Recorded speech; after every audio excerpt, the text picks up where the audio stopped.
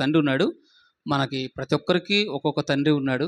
నాకు ఒక తండ్రి ఉన్నాడు, మీకు ఒక తండ్రి ఉన్నాడు. అయితే ప్రతి ఒక్కరికి తండ్రి ఉన్నాడు కాబట్టి బైబిల్ ఏం చెప్తుందంటే యేసుక్రీస్తు ప్రభువారు అందరికీ తండ్రి అనే వాక్యం చెప్తా ఉంది. చూడండి, ఎఫెసీ రాసిన పత్రిక 4వ అధ్యాయం, ఎఫెసీ రాసిన పత్రిక 4వ అధ్యాయం 6వ వచనం చదవండి. ప్రభువు ఒక్కడే, విశ్వాసము ఒకటే, బాప్తిజము కూడా ఒకటే, అందరికీ తండ్రి అయిన దేవుడు కూడా ఒక్కడే. ఆయన అందరికీ పైగా ఉన్నవాడై అందరిలోనూ వ్యాపించి అందరిలోనూ ఉన్నాడు. హల్లెలూయా. చాలు. ఇక్కడ ఏమంటుంది చెప్పండి. అందరికీ ఏమంటే మనం చదవబడిన లేఖనాల్లో ఎఫెసీ రాసిన అపోస్తలుడైన పౌలు ఎఫెసీ సంఘానికి రాస్తూ బాప్తిసము ఒకటే. ఈరోజు బాప్తిసాలు చాలా రకరకాలుగా ఉన్నాయి. ఏ రకాలు ఉన్నాయి? కొంతమంది చిన్నప్పుడే, మా క్యాథలిక్స్లో అయితే చిన్నప్పుడే బాప్తిసం ఇస్తారు. కొంతమంది ఏమో జెండా కింద బాప్తిసం ఇస్తారు. కొంతమంది నీళ్ళలో బాప్తిసం ఇస్తారు. కొంతమంది యేసు నామములో బాప్తిసం ఇస్తారు. బైబిల్ ఏం చెప్తుందంటే తండ్రి యొక్కయు కుమారుని యొక్కయు పరిశుద్ధాత్మ నామములో బాప్తిసం ఇవ్వాలని బైబిల్ చెప్తుంది. అయితే కొంతమంది అనేక రకాల బాప్తిసాలు ఈరోజు నడుస్తూ ఉన్నాయి. అయితే అలాగే ఏమంటాడు, ఇంకేమంటాడు చెప్పండి. ప్రభువు ఒక్కడే, బైబిల్ ఒకటే. ఈరోజు అనేక డినామినేషనల్గా, అనేక శాఖలుగా మారిపోయింది ఈరోజు. ఏది క్రిస్టియానిటీ. కానీ దేవుడు అందరికీ, చర్చ్ అంటే అందరూ దేవుడు ఒక్కడే దేవుడు, కానీ అనేక రకాలుగా డినామినేషన్లుగా మారిపోయింది. కాబట్టి రెండోది ఏమంటున్నాడు, బాప్తిసం కూడా కొన్ని సంఘాలు ఒక్కొక్క రకంగా ఉంటుంది. కానీ మూడోది ఏం చూస్తున్నాడు, అందరికీ దేవుడు ఒక్కడే. అందరికీ ఇప్పుడు బ్యాప్టిస్ట్ కానీ, సిఎస్ఐ కానీ, క్యాథలిక్స్ కానీ, ప్రతి డినామినేషన్లు కూడా అందరికీ దేవుడు ఎలాగే ఉన్నాడు, అందరికీ ఆయన ఏమై ఉన్నాడు. డినామినేషన్ మనుషుల్లో వచ్చింది కానీ దేవుళ్ళు రాలే కదా. అందుకే దేవుడు అందరినీ ప్రేమించేవాడు కాబట్టి, అందరినీ క్షమించేవాడు కాబట్టి, అందరి కొరకు ప్రాణం పెట్టాడు కాబట్టి. మేము మొన్న ఒక ఇంటికి వెళ్ళాం. ఒక ఇంటికి, జ్యోతి వాళ్ళ ఇంటికి వెళ్తే ఆ ఇంట్లో ఒక ఆమె ఏం జరిగిందంటే, అయ్యా యేసు ప్రభు యొక్క ఫోటో పెట్టుకోయా అన్నది. ఆమె ఏం పెట్టుకోమన్నది? యేసు ప్రభు యొక్క ఫోటో పెట్టుకో, మీరు అన్నీ బాగా చేస్తున్నారు కానీ యేసు ప్రభు ఫోటో పెట్టుకోయా అని చెప్పింది. యేసు ప్రభు ఫోటో పెట్టుకోమంటే నేను చెప్తాను, కొద్దిసేపు ఆగు, యేసు ప్రభు ఫోటో దానికి వాక్యం ఉంది అని చెప్తూ సందర్భంలో చెప్తా వచ్చాను. వాక్యం చెప్తూ సందర్భంలో చెప్తా వచ్చాను. ఒక జరిగిన సాక్ష్యం చెప్పాను. ఒక ఆమె ఆంధ్రలో మన దగ్గరికి మోయసయ్య గారు వచ్చారు కదా, ఎదురుమండి మోయసయ్య గారు వచ్చారు కదా, ఆ దైవజనుడి యొక్క తల్లిగారు అనుకుంటా నేను. ఆ తల్లిగారు ఒక ఏమైందంటే, ఆయన సేవకు రాకముందు ప్రభును వాళ్ళ అమ్మగారు ఎలాగ నమ్ముకుందంటే, వాళ్ళన్నింటిలో వాళ్ళు పూజలు చేస్తూ ఉండేవాళ్ళు. అంత పూజిస్తూ, అనేక పూజారులు కాబట్టి వాళ్ళు పూజిస్తూ ఉండేవాళ్ళు. కాబట్టి ఒక రాత్రి ఆమె జీవితంలో జరిగిన సంఘటన ఏమైందంటే, ఇంట్లో ఉన్న వారికి ఉన్న దేవతలన్నీ, దేవుళ్ళందరినీ కూడా ఆమె పూజిస్తూ ఉంది. నిజమైన దేవుడు ఎవరున్నారు భూమి మీద?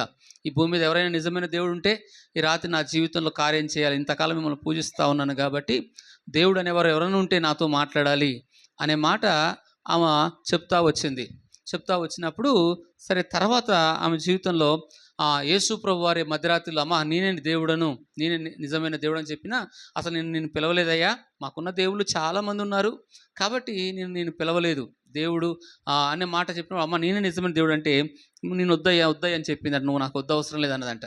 తర్వాత తెల్లవారుతున్నప్పుడు సమయంలో కూడా అదే మాట మళ్ళా నిజమైన దేవుడు ఎవరైతే ఉన్నారో మళ్ళా పిలవండి అన్నప్పుడు, అప్పుడు యేసుక్రీస్తు ప్రభువారు మళ్ళా ప్రత్యక్షమై, నేనే నిజమైన దేవుడను అనే మాట మాట్లాడుతూ వచ్చాడంట ప్రభు. అప్పుడు ఆమె ప్రభువుని నమ్మి ఆమెకున్న సమస్యలు, ఆమెకున్న బలహీనతలన్నీ ప్రభు కనికరించాడు. ఇప్పుడు చూడండి, ఇక్కడ తండ్రి చూడండి, అందరికి ఎలాగున్నాడు ఆయన? అందరికి ఎలాగున్నాడు? తండ్రి అయి ఉన్నాడు. మొదటి మాట ఏంటి చెప్పండి? అందరికీ, ఇందులో కుల మత భేదాలు లేకుండా మనుషులందరినీ కలగజేసిన వాడు ఒకే ఒక ఆయన కాబట్టి ఆయన అందరికీ తండ్రి అయి ఉన్నాడు. ఇంకెవరికి తండ్రి అయి ఉన్నాడో చూద్దాం. చూడండి, 68వ కీర్తనలో మనం చూస్తే 68వ కీర్తనలో 5వ వచనం మనం చూద్దాం.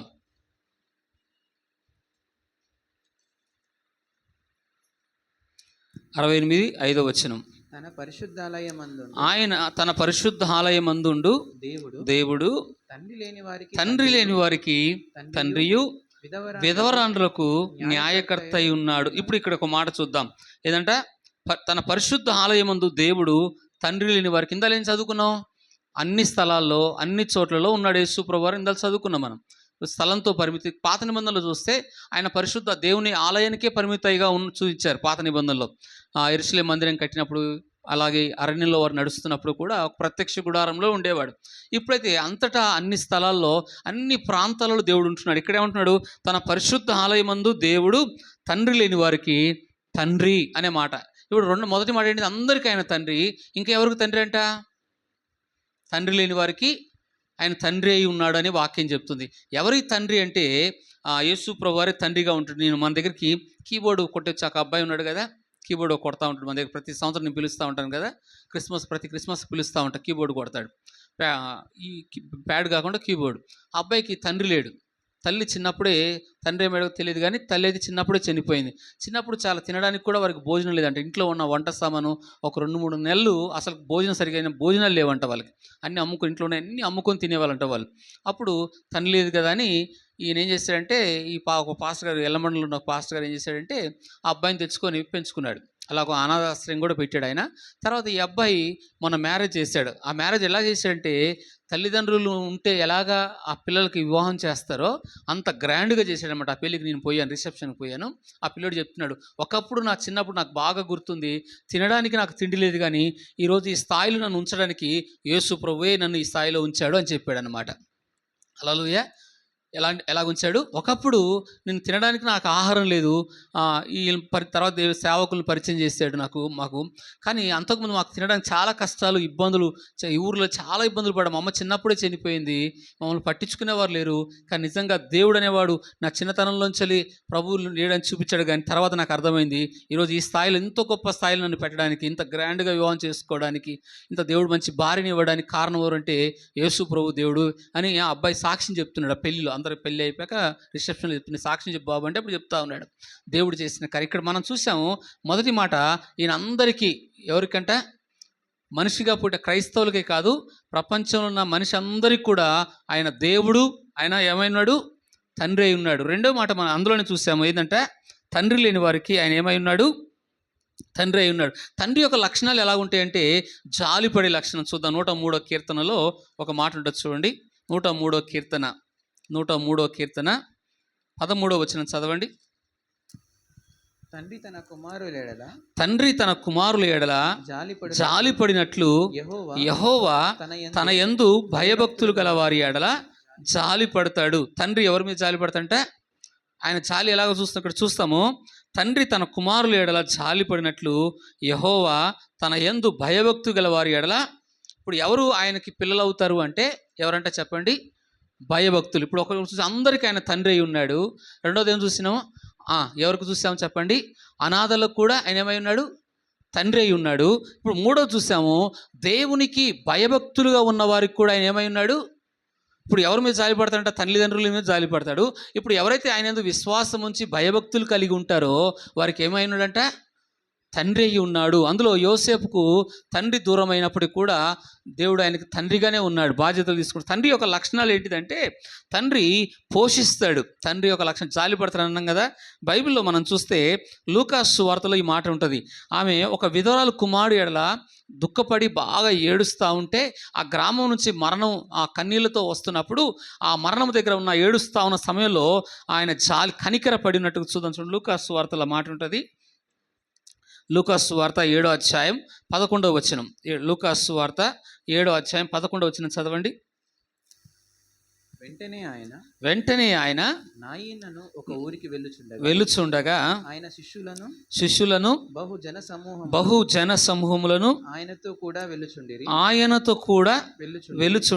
ఆయన ఆ ఊరి గవిని యొద్దకు వచ్చినప్పుడు చనిపోయిన ఒకడు వెలుపలికి మోసుకొని పోబడుచుండెను. అతని తల్లికి అతను ఒక్కడే కుమారుడు, ఆమె విధవరాలు. ఆ ఊరి జనులు అనేకులు ఆమెతో కూడా ఉండేరి. ప్రభు ఆమెను చూచి ఆమె యందు కనికరపడి ఆమెతో చెప్పి ఆమెకు దగ్గరగా వచ్చి పాడిన ముట్టిన అనమాట. ఇప్పుడు యేసయ్య కనికరము ఒక చనిపోయిన ఒక విధవరాలు పట్ల ఆయన ఎలా చూపిస్తున్నాడు చెప్పండి? ఒక తండ్రి యొక్క బాధ్యత ఎలా చూడ. ఆయన దగ్గర ప్రభు ఆమెను చూచి ఆమె యందు కనికరపడి. ఎవరు యందు కనికరపడంట? దుఃఖంలో ఉన్న ఆమె మీద, కష్టాలలో ఉన్న ఆమె, ఒంటరి పరిస్థితులు ఉన్న ఆమె. మళ్ళీ ఆమె ఏం లేరు చెప్పండి? ఇంకా కొడుకులు లేరు, ఆమెను పోషించే భర్త లేడు, తర్వాత ఏం లేడు చెప్పండి, కొడుకు కూడా లేడు. ఇప్పుడు ఈ తండ్రి ఎలాగున్నాడంటే దగ్గరగా వెళ్ళి ఆమె కన్నీటికి కారణమైన సమస్య, ఆమె దుఃఖానికి కారణమైన సమస్యను ప్రభు దగ్గరికి వెళ్ళి చనిపోయిన వ్యక్తిని యేసు ప్రభు ఏం చేశాడు, బైబిల్లో యేసు ప్రభు చనిపోయిన వారిని ముగ్గురిని లేపాడు. ఒకటి ఈ విధవరాలు కుమారుడు, రెండవది లాజరు, ఇంకొకటి యాయిరు కుమార్తె అనుకుంటా. ముగ్గురిని లేపాడు యేసు ప్రభు వారు, ముగ్గురిని లేపాడు. మొదటి మాట మనం చూస్తున్నాం, ఆయన తండ్రి లేని వారు ఎలా ఏం చేస్తారంట, తండ్రికి ఉన్న లక్షణం ఏంటిదంట, కనికరపడి జాలిపడే లక్షణం ఉంటుందంట. అలాగే ఈ తండ్రిలో మనం ఇంకొక పాయింట్ ఏం చూస్తామంటే, పాత నిబంధనలో ఒక ఆమె ఉంటుంది, ఆమె పేరు ఎవరు చెప్పండి, ఎస్తేరు ఉంటుంది. ఎస్తేరుకి తల్లిదండ్రులు ఇద్దరూ లేరు, చిన్న వయసులోనే తల్లిదండ్రులు ఎలాగలేరు, ఇద్దరూ లేరు. ఇద్దరు లేని సమయంలో తల్లిదండ్రులు ఎవరు చనిపోయారు చెప్పండి, తల్లిదండ్రులు చనిపోయారు. కానీ ఎస్తేరు మీద ఎవరు పెంచుకుంటారామని, ఎవరు పెంచుకుంటారు చెప్పండి, వాళ్ళ చిన్నాన్న పెంచుకుంటాడు, వాళ్ళ బాబాయ్ పెంచుకుంటాడు. అయితే పెంచుకున్న ఆయన పరిస్థితులు మనం చూసినప్పుడు తర్వాత రాజులు ఎదుట ఆమె నిలబడిద్ది. ఎవరు ఎదుట నిలబడిద్ది, రాజులు ఎదుట నిలబడినప్పుడు ఆమెను చూసిన వారందరికీ దయ కలిగేటట్టుగా దేవుడు చేశాడు. ఎవరు కలిగేటట్టుగా, ఒక అనాథ, ఒక దిక్కులేని ఆమె, తల్లిని తండ్రిని కోల్పోయిన ఆమె, తండ్రి ఎలాగుంటుందో తెలియని ఆమె జీవితంలో, ఒక ఒంటరి ఆమె జీవితంలో, ఒక అనాథ, ఒక బానిస పిల్ల అయి ఉన్న ఎస్తేరును తీసుకొచ్చి ఎక్కడ కూర్చోబెట్టాడు చెప్పండి, సింహాసనం మీద తీసుకెళ్తారు. అక్కడ రాజులు అందరూ అప్పటికి ఎంతోమంది కన్యకలు వస్తారు అక్కడికి. అందరు లైన్ కట్టి వెళ్తుంటారా లేరా, అందరు లైన్, అందరూ చూస్తూ ఉంటారు, ఆడవాళ్ళు చూస్తూ ఉంటే రాజు ఎవరికి కనుదృష్టి ఆయనకి వెళ్ళదు. కానీ ఈమెను చూసినప్పుడు రాజుకు దయ కలిగిందంట, అక్కడ ఉన్న మంత్రులకు అందరికీ కూడా దయ కలిగేటట్టుగా చేశాడు దేవుడు. ఇందాక చదువుకున్నాం కదా, ఆయన ఏం చేస్తాడంట చెప్పండి, ఏం చేస్తాడంట, ఆయన తన యందు భయభక్తులు గల వారి ఎడల ఏం చేస్తాడంట, జాలి పడతాడు. ఇది మొదటి మాట.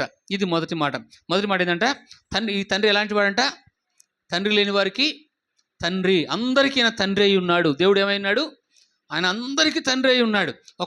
ప్రతి యేసే నమ్ముకున్న ప్రతి ఒక్కరికి ఆయన ఏమైనాడు, ముగ్గురు తండ్రులు, బైబిల్ ప్రకారం ముగ్గురు తండ్రులు. ఒకటి దేవుడు తండ్రి అయి ఉన్నాడు, రెండవది మన కన్న తల్లిదండ్రులు, నాకు తల్లిదండ్రులు ఉన్నారు, మీకు తండ్రి ఉన్నాడు కాబట్టి రెండో తండ్రి. మూడో తండ్రి ఆత్మీయ తండ్రి. ఇప్పుడు మొదటి తండ్రి చూసాం. మొదటి తండ్రి ఎవరంట, ఈ తండ్రి ఎవరిని పట్టించుకుంటాడట, అనాథలను, దిక్కులేని వారిని, ఏడుస్తున్న వారిని, బాధలో ఉన్నవారిని, ఒంటరైపోయిన పరిస్థితుల్లో ఉన్నవారిని, జాలిపడని వ్యక్తుల మీద ఈయన జాలిపడుతూ దయ చూపిస్తూ ఉన్నాడు. మొదట్లో చెప్పాను కదా, తల్లిదండ్రులు ఆ అబ్బాయి మీద ఎలా జాలిపడ్డాడు ఆయన, చూసారా, ఎంత గొప్ప స్థాయిలో తీసుకెళ్ళాడు. కారణం ఏంటంటే, తండ్రి యొక్క ప్రేమ ఏంటంటే, ఎంత అట్టడుగున్న స్థితిలో ఉన్న ఆయన విశ్వాసం నుంచి తండ్రి లేని పిల్లల్ని ఎంతో గొప్ప స్థాయిలోకి ఆ అబ్బాయిని తీసుకెళ్ళాడు. ప్రవీణ్ ప్రగాఢల అయ్య గారు దగ్గర కూడా ఒక 12 మంది పిల్లలు, అనాథ పిల్లలు, తల్లిదండ్రులు లేని పిల్లల్ని ఈయన పెంచుతూ ఉన్నాడంట.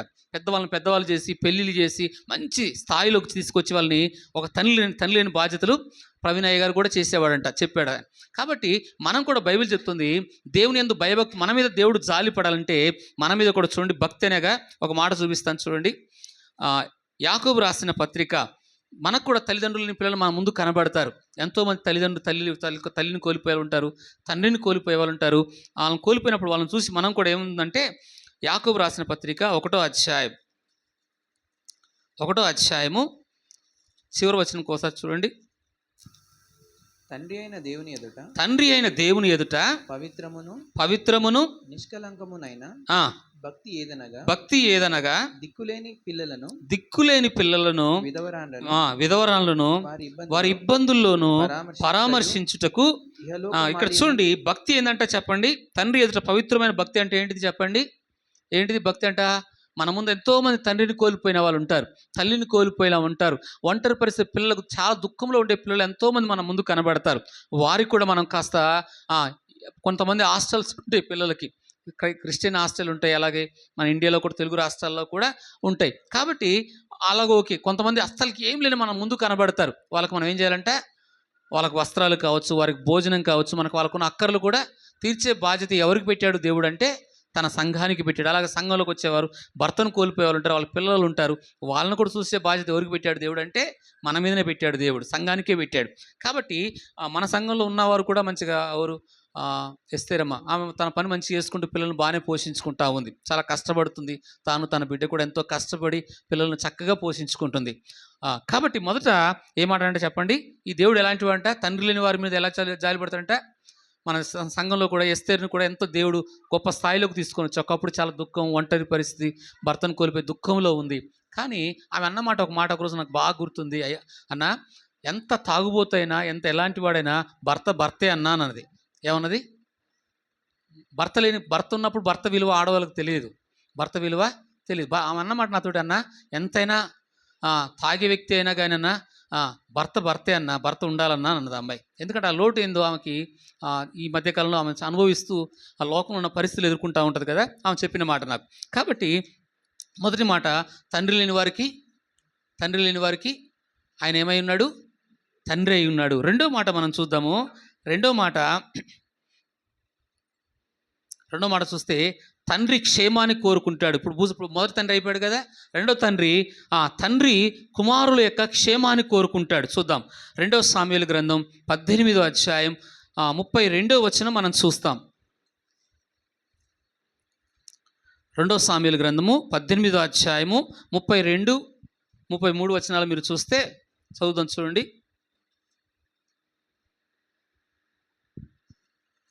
చదవండి.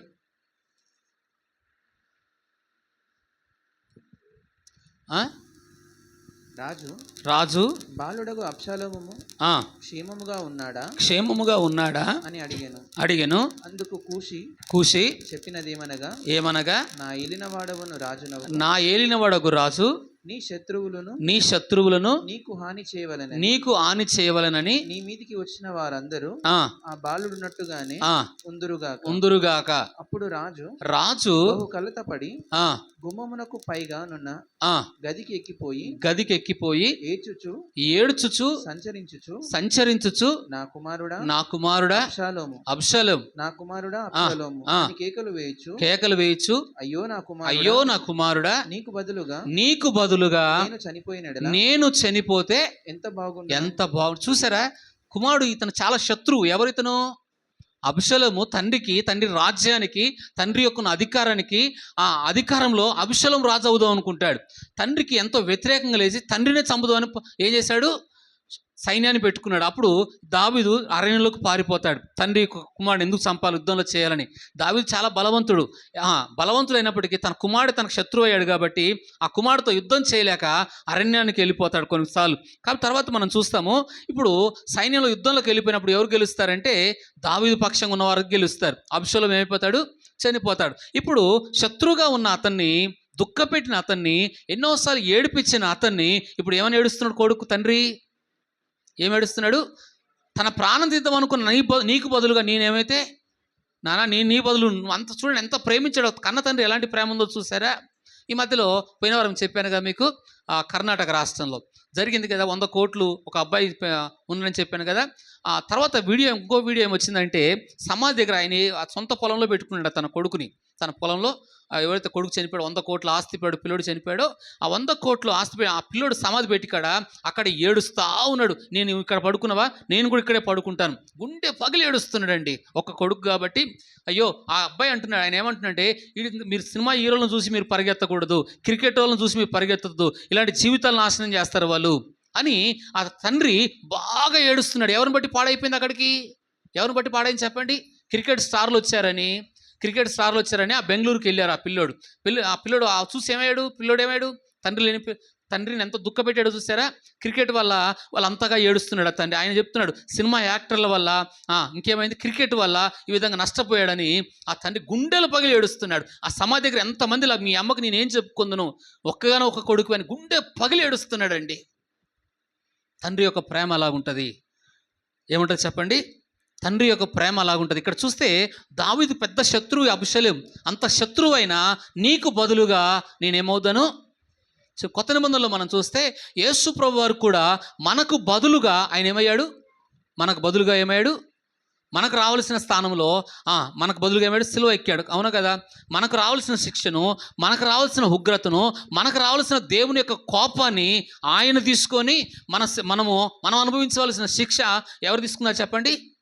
యేసు ప్రభు వారు తీసుకున్నారు. ఒక యేసు ప్రభు నమ్ముకున్న ఒక ఆమె ముందు హిందూ, తర్వాత ముస్లింలోంచి మళ్ళా ఒకరోజు చాలా కష్టాలు ఇబ్బందులు, ఎంత మంత్రగాల దగ్గర తిరిగింది, ముస్లిం దర్గాల దగ్గర తిరిగింది, ఎన్నో స్థలాలకు తిరిగి తిరిగి తిరిగి తిరిగి చివరికి ఆమె యేసు ప్రభు వారిని నమ్మింది. యేసు ప్రభు నమ్మడం ఇష్టం లేదు. అయినా ఒకరోజు ప్రభు ఆమెతో వచ్చి మాట్లాడుతున్నట్ట, ప్రభు నువ్వు ఎలాగ తండ్రి అవుతావు, నీకు నాకు సంబంధం లేదు కదా, మాది ముందు హిందువుగా ఉన్నా, నేను తర్వాత నేను ముస్లింగా ఉన్నాను, ఇప్పుడు నాకు తండ్రిగా ఎలా ఉంటున్నా అప్పులు అంటే ప్రభు అన్నాడంట, అమ్మ ఒక పిల్లలు అప్పు అంతా చేశారనుకో, ఆ అప్పు పిల్లలు కట్టకపోతే ఎవరు కడతారు అన్నాడంట దేవుడు. ఏమన్నాడంట, ఏం కడతారు? పిల్లలు బాగా అప్పు చేశారు, పిల్లలు తీర్చుకోలేని పరిస్థితులు ఉన్నారు, ఇప్పుడు అప్పు అంతా ఎవరు కడతారు? తండ్రి కదా కట్టేది. ఎందుకంటే కన్నాడు కాబట్టి, అటు చెడ్డోడైనా ఎంత పాపంలో ఉన్నవాడైనా ఎంత తప్పు చేసినా అప్పు చేశాడు కాబట్టి అప్పు ఎవరు కట్టాలా?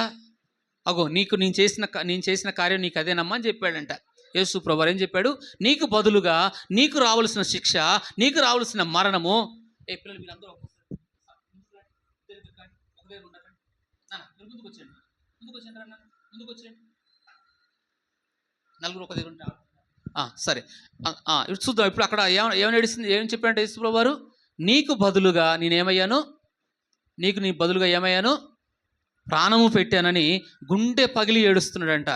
కాబట్టి యేసుప్రభు అక్కడ నీకు బదులు నేను స్థానం తీసుకున్నానమ్మా, నీకు రావాల్సిన శిక్షను, నీకు రావాల్సిన ఉగ్రతను నా ప్రాణమే పెట్టాను నీ కొరకు అన్నాడంట. అక్కడి నుంచి ఆమె ప్రభువు నమ్మి గొప్ప సేవకురాలైంది. ఇక్కడ తండ్రి యొక్క ప్రేమ మీకు చెప్తున్నాను. శరీర సంబంధమైన తండ్రి ఉన్నాడు, ఆత్మ సంబంధమైన తండ్రి కూడా ఉంటాడు. తర్వాత ఆత్మలకు తండ్రి చెప్తాను. ఇప్పుడు మొదటి తండ్రి ఎవరు? యేసు ప్రభు వారే మనందరికీ ఏమైనాడు, తండ్రి అయినాడు. రెండో తండ్రి ఎవరంటే మనం కన్నవాళ్ళ ప్రేమ ఎట్లుంటే చెప్పాలన్నా, ఇక్కడ మనం చూసాం కదా, శత్రువైనా పగ తీర్చుకునేవాడైనా హాని చేసే కొడుకు విషయంలో క్షేమాన్ని కోరుకుంటున్నాడు. కొడుకు తండ్రి యొక్క క్షేమాన్ని కోరుకోలేదు. కానీ ఈరోజు పిల్లలు ఎంతోమంది తల్లిదండ్రులు చచ్చిపోతేనే ఆస్తులు వస్తాయని అనుకునే వాళ్ళు చాలామంది ఉన్నారు ఈరోజు భూమి మీద. ఆస్తుల కొరకు తండ్రులను చంపే కొడుకులు కూడా ఉన్నారు ఈరోజు భూమి మీద. కానీ పిల్లలు దేని కొరకు చంపుతున్నారు? ఆస్తుల కొరకు. మా నాన్న ఇవ్వట్లేడని చంపే కొడుకులు కూడా ఉన్నారు ఈరోజు. కానీ ఈ తండ్రి ఎలాంటివంటే, తండ్రికి అంత హాని చేసిన, తప్పు చేసిన కారణం ఏమిటంటే, ఏమిటి చెప్పండి, బాగా ఏడుస్తున్నాడు. ఎవరైనా? దావీదు. దీనికి కారణం కూడా ఆ తండ్రి చేసిన పాపమే. ఎవరు చేసిన పాపము? ఇంత శిక్ష రావడానికి, ఇతని కొడుకులు చనిపోవడానికి గల కారణం ఎవరంటే దావీదు చేసిన పాపమే దానికి కారణం. దేవుడు చెప్తాడు, ఇగో నీ ఇంటి మూలంగానే యుద్ధాలు కలగజేస్తాను, నీ ఇంటి మూలంగా నువ్వు చేసిన పాపాన్ని బట్టి నీ ఇంటి వారిని నేను శిక్షిస్తానని దేవుడు మాట్లాడతారు. చూడండి, ఆ మాట చూద్దాం. చూడండి, 2 సామ్యుల గ్రంథం 12వ అధ్యాయం. ఈరోజు పిల్లలు ఎందుకు శిక్షించబడడానికి గల కారణం అవుతున్నారు? మన తల్లిదండ్రులు తండ్రి చేసిన పాపాన్ని బట్టి పిల్లల మీదకి కూడా శిక్ష వస్తుంది. దావీదు పిల్లలు ఎందుకు శిక్షించబడ్డారో దానికి కారణం అంటే తండ్రి యొక్క చేసిన పాపాన్ని బట్టి. చూడండి, 2 సామ్యుల గ్రంథం 11వ అధ్యాయం 12వ అధ్యాయం 9వ వచనం చదవండి. నీవు యెహోవా మాటను తృణీకరించి ఆయన దృష్టికి చెడుతనం చేశావు. హిత్తీయుడగు ఊరియాను కత్తి చేత చంపావు. అతని భార్యను నీకు భార్యగా చేసుకున్నావు. అమ్మోనీయుల చేత అతని చంపించావు. నీవు నన్ను లక్ష్యము చేయక ఇత్యుడగు ఊరియా భార్య నీకు భార్య అగునట్లుగా తీసుకునేనందున నీ ఇంటి వారికి సదాకాలము యుద్ధం ఏం కలుగుతుందంట? యుద్ధం. ఎవరిని బట్టి ఇదంతా కలుగుతుంది? ఏం చేశాడు దేవుడు? నీ ఇంటి మూలంగా నేను ఏం కలగజేస్తాను? నీకు యుద్ధాలు కలగజేస్తాను, ఇంటి వాళ్ళే నీకు శత్రువులు అవుతారు. కారణం ఎవరంటే దావీదు చేసిన పాపము ఇప్పుడు పిల్లల మీదకి ఏమని చెప్పాలా? ఇంత ఏడుస్తున్నాడు కదా, గుండె పగిలి ఏడుస్తున్నాడు కదా తండ్రి. కొడుకు చనిపోయాడు, అయ్యో నా కొడుక, నీకు బదులుగా నేను చనిపోతే బాగుండని ఏడుస్తూ తను చేసిన పాపము కూడా తను గుర్తుకు రావచ్చేమనుకుంటాను నేను. ఎందుకంటే అతను చేసిన దేవుడు ఏమన్నాడు? నీ ఇంటి మూలముగానే నువ్వు నాకేం తప్పు చేశావు? దేవుని ఆజ్ఞలు 10 ఆజ్ఞలో నరహత్య చేయొద్దు అన్నాడు. 10 ఆజ్ఞలు ఉంది కదా, నరహత్య చేయొద్దు అన్నాడు. రెండోది పొరుగువాని భార్యను తెచ్చుకోవద్దు అన్నాడు. ఈ 2 చేశాడు అయ్యగారు, చేశాడు కదా. ఈ రెండింటిని కారణం బట్టి నాకు రహస్యంగా నువ్వు చేశావు, ఎవరు చూడనప్పుడు చేసావు పాపం. కాబట్టి ఇగో నేనేం చేస్తానంటే నీ ఇంటి మూలంగానే యుద్ధాలు కలగజేస్తాను, నీ ఇంటి మూలంగానే నేను శిక్షణ అప్పచెప్తానని దేవుడు కఠినంగా దావీదుకు ఏమిచ్చాడు చెప్పండి? ఏమిచ్చాడు చెప్పండి? శిక్షణ ఇచ్చాడు. తండ్రి చేసిన పాపం. మన ఒక తల్లి ఏడుస్తా ఉంది మా ఇంటికి వచ్చి. ఏం ఏడుస్తుంది చెప్పన్నా? తండ్రి చేసిన పాపము తండ్రి పిల్లలను పట్టించుకోడు, కొడుకులను పట్టించుకోడు. చివరికి ఆ తండ్రి యూట్యూబ్లో అన్ని చూస్తూ ఉంటే చూడరాని అన్ని చూస్తూ ఉన్నాడు తండ్రి. ఆ తండ్రి చూసిన ఫోన్ అలా పక్కన పెడితే పిల్లలు కూడా చూసాగానే అందులో ఎన్ని కనబడతాయి కదా. ఇప్పుడు పిల్లలు ఇంత ఇంత చిన్న వయసులో పాడవడం గల కారణం ఎవరంటే వాళ్ళ తండ్రి అని చెప్తుంది వాళ్ళ తల్లి. ఎవరు కారణం అంట? ఒక తల్లి ఏడుస్తుంది మా దగ్గరకు వచ్చి, ఒక ఆమె ఈ మధ్యకాలంలో ఏం ఏడుస్తుంది? తండ్రి చూశాడు, తండ్రి చూసి మంచి చూస్తే వేరు, మంచి కూడా ఉన్న యూట్యూబ్లో, కానీ వేరే చూసి వేరే అందులో చూడరాని అన్ని చూసి చివరికి ఏమాడు, 3 పిల్లలు ఆయనకి, 2 బిడ్డలు పాడైపోయారు. కొడుకు 18 ఏళ్ళకి పెళ్లి చేసుకున్నాడు వచ్చి. చూసారా ఎంత అయిందో ఈరోజు చూస్తే? ఏటి వల్ల? మన చేతిలో ఉన్న ఫోన్లే కదా. తండ్రి ఏది చేస్తే పిల్లలు కూడా అదే చేస్తూ ఉన్నారు ఈరోజు. కాబట్టి ఆ తల్లి ఏడుస్తుంది, అయ్యా దీనికి కారణం మా ఆయనే, దీనికి కారణం మా ఆయనే కారణం. తండ్రి ఏదైతే చేస్తాడో పిల్లలు కూడా. ఇప్పుడు దావీదు చేసిన పాపాన్ని బట్టి శిక్ష ఎవరి మీదకి వచ్చింది? ఎవరు చనిపోయారు చెప్పండి? బైబిల్ ఇంకొక ఆయన కూడా చూపిస్తా. ఆయన పేరు ఆకాను ఉన్నాడు కదా. ఆకాను దేవుడు ఏం చెప్పాడు? ఏది తీసుకోవద్దు, మీరు యుద్ధంలోకి వెళ్ళినప్పుడు మీది ఏది తీసుకోవద్దు అన్నప్పుడు ఆకాను ఒకడు ఆశించాడు, బంగారాన్ని తీసుకొని ఇంట్లో దాచిపెట్టుకుంటాడు తీసుకుపోయి. అప్పుడు దేవుడు ఏం చేశాడు? యుద్ధంలో ఏమైపోతారు? యెహోషువ దినాల్లో యుద్ధంలో మొత్తం ఓడిపోతారు, యుద్ధ రంగాల్లో మొత్తం ఓడిపోతారు. ఓడిపోయాక ఇంటికి చాలా సమయంలో దేవుడు దొరుకుతారు. ఆకాను కుటుంబం దొరికింది. దేవుడు ఎంత కఠినంగా శిక్షిస్తాడు అంటే ఆయన చేసిన తప్పును బట్టి ఆయన భార్యను ఆయన పిల్లలను కూడా దేవుడు ఏం చేస్తాడు? కఠినంగా శిక్షిస్తాడు. ఇక్కడ మనం అర్థం చేసుకో, దేవుడు అన్యాయం చేశాడా? తప్పు చేస్తే ఆయన శిక్షించాలి కదా, భార్యను ఎందుకు శిక్షించాడు? ఇంకా పిల్లలు మన ఇండియాలో ఒక 100 సంవత్సరాల క్రితము ముందు మన ఇండియా ఒకటి ఉంది కదా, భర్త చనిపోతే భార్యని కూడా ఏం చేసేవాళ్ళు అమ్మా? ఈవెన్ కూడా చంపేవాళ్ళు. ఎవరు? భర్త చనిపోయాక భార్యను కూడా చంపే మన ఇండియా కల్చర్లో ఉంది అది. మన ఇండియా ఇప్పుడు లేదు కానీ మన క్రైస్తవులు వచ్చి దాన్ని మాపు చేశారు. విలియన్ కెరీ చేశాడు ఆ పని. అయితే బైబిల్లో చూస్తే ఆకాను తను ఏ వస్తువు అయితే దొంగలించాడో తీసుకొచ్చాడో ఇంట్లో భార్యకు తెలిసి ఉండాలా. ఏం చేసిన భర్త ఎవరికి తెలుస్తుంది? ఇంట్లో భర్త ఏం చేసినా ఇంట్లో తెలుస్తుంది లేదా భార్యకి? పిల్లలకు తెలియాలా. కాబట్టి తండ్రి చేసినప్పుడు, తండ్రి తప్పు అని చెప్పినప్పుడు భార్య చెప్పలేదు, పిల్లలు చెప్పలేదు. కాబట్టి ఆకాను చేసిన పాపాన్ని బట్టి శిక్ష ఎవరి మీదకి వచ్చింది? కుటుంబం. భార్య చనిపోయింది, అందరు రాళ్ళతో. ఆ మాట చూస్తే చదువుకోండి, మీకు వాక్యం రిఫరెన్స్ చూపిస్తాను. యెహోషువ గ్రంథం 7వ అధ్యాయంలో ఉంటుంది ఆ మాట, చివరి వచనాల్లో ఉంటాయి. తండ్రి చేసిన పాపాన్ని బట్టి ఇప్పుడు శిక్ష ఎవరి మీదకి వచ్చింది చెప్పండి? కుమారుల మీదకి. కాబట్టి తండ్రి చాలా బాధ్యత కలిగిన వాడు. ఇప్పుడు తండ్రి ఇంత ఏడుస్తున్నాడు కదా, కారణం ఎవరు? నా కొడుక, నీకు బదులుగా నేను చనిపోతే. ఈరోజు ప్రేమించే తల్లిదండ్రులు ఉన్నారు, పోషించే తండ్రి ఉన్నాడు, కానీ కొంత తల్లిదండ్రులు మన వాళ్ళ ఇంటి పక్కన చూస్తే ఆయన బిడ్డలను పట్టించుకోడు, భార్యను పట్టించుకోడు. నాకు గుర్తున్న కాంచలి ఆయన తాగుతాడు, ఆ పిల్లల్ని పట్టించుకోడు, ఇంటి వారిని ఎవరిని పట్టించుకోడు. ఆయన తాగుడు ఆయనకే. భర్త స్థానము, పిల్లల స్థానం ఏది చేయలేదు ఆయన, మొత్తం ఆమె చేసింది. ఇట్లాంటి భర్తలు కూడా ఉన్నారు, పోషించని భర్తలు కూడా ఉన్నారు. భార్యని పట్టించుకొని, పిల్లల్ని పట్టించుకొని, కుటుంబాన్ని పట్టించుకోకుండా, ఎవరిని పట్టించుకొని ఉన్న వాళ్ళ తల్లిదండ్రులు కూడా తండ్రి ఈ రోజుల్లో కూడా ఉన్నారు, భూమి మీద ఉన్నారు. కాబట్టి మొదటి తండ్రి ఏదంటే దేవుడు మనందరికీ ఏమవుతున్నాడు? తండ్రి అవుతున్నాడు. రెండో తండ్రి ఏంటి? పిల్లలు ఎవరి కొరకు సంపాదిస్తారు? ఆ మాట కూడా చూపిస్తూ చూడండి. తండ్రి పిల్లల కొరకు ఏం సంపాదిస్తాడంటే ఆస్తిని సమకూరుస్తాడు. చూద్దాం, ఆ మాట కూడా ఉంది, బైబిల్లో ఉంది. ఒకసారి వస్తారా? కొరింథీ రాసిన పత్రికలు 4వ అధ్యాయం అనుకుంటాను.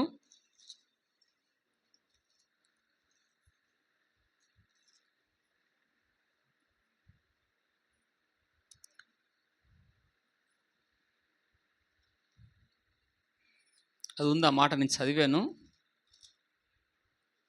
2 కొరింథీలో ఉందా మరి? అది ఉంది. పిల్లల కొరకు ఎవరు సంపాదిస్తారు చెప్పండి? తల్లిదండ్రులే ఆస్తి సమకూర్చాలి కదా, ఉన్నది, ఆ మాట ఉంది, కొరింథీ పత్రికలో ఉంది. వాస్తవం పిల్లల కొరకు ముందర పొద్దుగాల ఒక సాక్ష్యం చెప్పాడు మా అయ్యగారు. ఏం చెప్పాడంటే తల్లిదండ్రులు ఇద్దరు డ్యూటీలకు వెళ్తారంట, ఇద్దరు ఉద్యోగాలకు వెళ్తారు. అక్కడ ఇప్పుడు ఈ రోజులో ఉన్నాయి కదా ఆస్తి, ఏమున్నాయి? పిల్లలకు వదిలేసి ఉన్నాయి కదా, ఏమున్నాయి అయ్యా? ఆ కేర్ సెంటర్లు ఉన్నాయి కదా, చిన్నపిల్లలు వదిలేసి. అప్పుడు వదిలేసి రోజు ఉద్యోగాలు పోతూ ఉంటారు. తండ్రి వచ్చి కొద్దిసేపు కూడా పిల్లలతో ఉంటాడంట. తల్లి తన ఉద్యోగం తనకు పోయి సాయంత్రం పిల్లలు చూసుకునేదంట. తర్వాత వస్తే ఏమైందంటే, తర్వాత ఒకరోజు రోడ్డు మీదకి వెళ్తా ఉందంట. తల్లి వెళ్తున్నప్పుడు ఒక పిల్లని ఎత్తుకొని అడుక్కుంటా ఉందంట. బాగా గమనించిందంటే, ఈమె నా బిడ్డలాగుంది ఏంటి అని చూసిందంట. ఎవరి బిడ్డలాగుంది?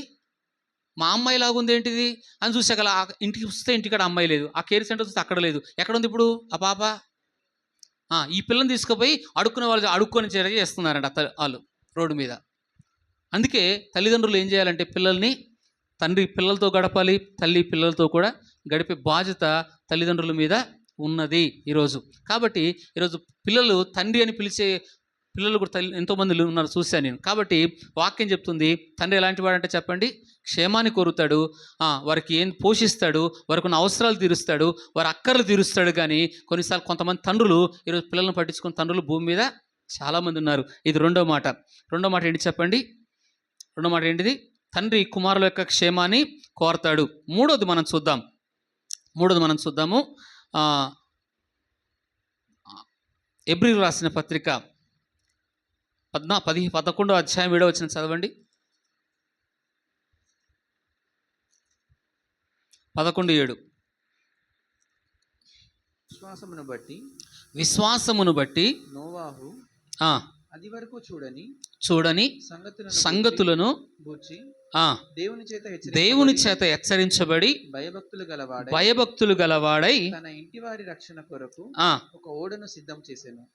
అందువలన అతడు లోకం మీద నేరస్థాపన చేసి విశ్వాసమును బట్టి కలుగు నీతికి. ఇక్కడ విశ్వాసమును బట్టి నోవాహు అదివరకు చూడని సంగతులు ఏం చూడలేదు చెప్పండి. అంతవరకు భూమి మీద ఓడ చేయడం ఎప్పుడు నోవాహు చూడలేదు. అప్పటి వరకు ఏం లేవు. నోవాహు దిన వరకు జలప్రాయం లేదు, వర్షం లేదు, అంతవరకు ఓడ ఎట్లుంటుందో కూడా తెలియదు. ఇప్పుడంటే ఓడ ఎట్లుందో ఇప్పుడు చేస్తారు, అవునా కదా? ఇప్పుడు సముద్రంలో ఓడలు కానీ పెద్ద ఓడలు కానీ ఉన్నాయి, చేసేవాళ్ళు. ఒకరు ముందు ఎగ్జాంపుల్ ఒకరు ఉన్నారు కదా. ఫస్ట్ ఓడ కలగజేసింది ఎవరంటే నోవాహువే. నోవాహు ద్వారానే ఓడ రెడీ అవుతుంది. ఆ నోవాహుకి ఓడ ఎట్ట చేయాలనో, ఎంత పొడుగు చేయాలనో, దానిలో ఎన్ని మెట్లు పెట్టాలనో, ఏది చేయాలో మొత్తం కూడా ఆయనకి ఏమీ తెలియదు. కానీ దేవుడు చెప్పాడు, ఇలాగ చెయ్యి, ఆ ఓడని ఇలా కట్టని మొత్తం దేవుడే డైరెక్షన్ ఇచ్చాడు. దేవుడే దానికి ఏం చెప్పాడు చెప్పండి? డైరెక్షన్ ఇచ్చాడు. అన్ని ఆలోచనలు అన్నీ కూడా ఎవరు చెప్పారు చెప్పండి? దేవుడే చెప్పాడు. ఇక్కడ రెండో మాట నేను చెప్తున్నా, దేవుడు డైరెక్షన్కి ఎవరైతే లోబడతారో, దేవుని చిత్తానికి ఎవరైతే లోబడతారో వారి పిల్లల మీద దేవుడు శ్రద్ధ చూపుతాడు. మూడో మాట ఏం చూపుతాడు చెప్పండి? మన పిల్లల మీద దేవుని యొక్క శ్రద్ధ రావాలంటే, మన పిల్లల మీద దేవుని యొక్క కటాక్షం రావాలంటే, మన పిల్లల మీద దేవుని యొక్క కృప రావాలంటే మొదటగా తండ్రి ఎలాంటివంటే తండ్రి చిత్తానికి లోబడేవారు కావాలా. ఎవరి మాటకి చూడండి, ఇక్కడ ఎవరి చిత్తానికి లోబడుతున్నాడు? నోవాహు అంటే నెమ్మది. ఆది కాండం నుంచి నోవాహు తరం ఎన్నో తరం అంటే 9వ తరం అంట. 7వ తరంలో ఒక్కడు దేవుడి మాట వింటాడు, ఇంకెవ్వరు దేవుని మాట వినరు, దేవునికి లోబడరు. అక్కడున్న నోవాహు చుట్టూన్న ప్రజలు కూడా చాలా చెడ్డవాళ్ళు. నోవాహు చుట్టూన్న ప్రజలు ఎలాంటి వాళ్ళు? మంచోళ్ళు ఏం కాదు, చాలా చెడిపోయి అంతా కూడా దేవుని దృష్టికి దేవుని కోపాన్ని తీసుకొచ్చింది. కాబట్టి దేవుని ఒక్కరు కూడా లోబడిన వంశాలు ఆ ప్రాంతంలో ఉన్నాయి. అలాగే అటువంటి స్థలంలో ఇప్పుడు ఇతను ఎవరు మాట వింటున్నాడు? ఎవరి చిత్తాన్ని? ఆ మాట కూడా చూపిస్తుంది చూడండి. దేవుని చిత్తాన్ని చేసిన వాడు నోవాహు. చూడండి 6వ అధ్యాయం 22వ వచనం చదవండి. ఆది కాండం 6వ అధ్యాయంకి ఒకసారి వస్తే, నోవాహు ఎలాంటివి అంటే దేవుని చిత్తానికి ఏ తండ్రి అయితే ఏ తల్లి అయితే లోబడతారో వారి పిల్లల మీద దేవుడు శ్రద్ధ చూపుతాడు. 6వ అధ్యాయం 22వ వచనం. నోవాహు అట్లు చేసెను దేవుడు అతన్ని ఆజ్ఞాపించిన ప్రకారము యావత్తు చేసిన. ఆ మాట మీరు తీసుకోవాలి. ఎవరు చెప్పినట్టుగా చేసినట్ట? ఎవరు చెప్పినట్టుగా? దేవుడు చిత్తానికి లోబడినవాడు, దేవుని ఉద్దేశానికి లోబడినవాడు. దేవుడు ఎట్లా చేయమంటే ఆ ఓడ ఎట్లా చేయాలని తెలియదు. అప్పటి వరకు నేను నేర్చుకుని వచ్చినవాడా కాదు కదా. ఎట్లా ఉందో తెలియదు నోవాహు గురించి, ఆ ఓడ గురించి ఏమీ తెలియదు. కానీ దేవుడు ఈ ఓడ ఎట్లా చేయాలా, ఇది ఎంత పొడుగు చేయాలా, ఎంత వేడలు, అన్ని డైరెక్షన్ మొత్తం చెప్తాడు దేవుడు. అధ్యాయం మేము చదివితే అన్ని ఎంత పొడుగు, దానిలో ఎన్ని మెట్లు పెట్టాలా, ఏమేమి ఉంచాలా, ఎన్ని పశువులు ఉంచాలా అన్నీ చెప్తాడు దేవుడు. ఎవరికి? నోవాహుకి. ఇప్పుడు నోవాహు మన ఇక్కడ చూస్తే ఇతను చాలా దేవునికి భయభక్తి కలిగిన వాడు. ఇతనికి ఎలాంటివి అంటే దేవుని చిత్తాన్ని చేసినవాడు, దేవుని ఉద్దేశానికి లోబడినవాడు. దేవుడు ఏది చెప్తాడో అదే చేసిన. తర్వాత మనం చూస్తే మోషే చాలా విద్యలో చాలా తెలివి కలిగిన వాడు. ఐగుప్తు విద్యలన్నీ కూడా మోషేకు తెలుసు. కానీ తన తెలివితేటల ద్వారా, తన ఆలోచన ద్వారా ప్రత్యక్ష గుడారం కట్టలేదు. దేవుడు ఏదైతే చూపించాడో అట్నే ప్రత్యక్ష గుడారాన్ని మోషే కూడా అలాగే కడతాడు. అంటే తన ఆలోచన ఏమీ లేదు అందులో. ఇక్కడ చూస్తే నోవాహు కూడా తన ఆలోచన చొప్పున కాకుండా, తన ఇష్టం చొప్పున కాకుండా, తన మనసులో ఉన్న అనుకున్నట్టుగా పొడుగు వెడల్పు కట్టకుండా ఎవరు చెప్పినట్టు కట్టాడంట?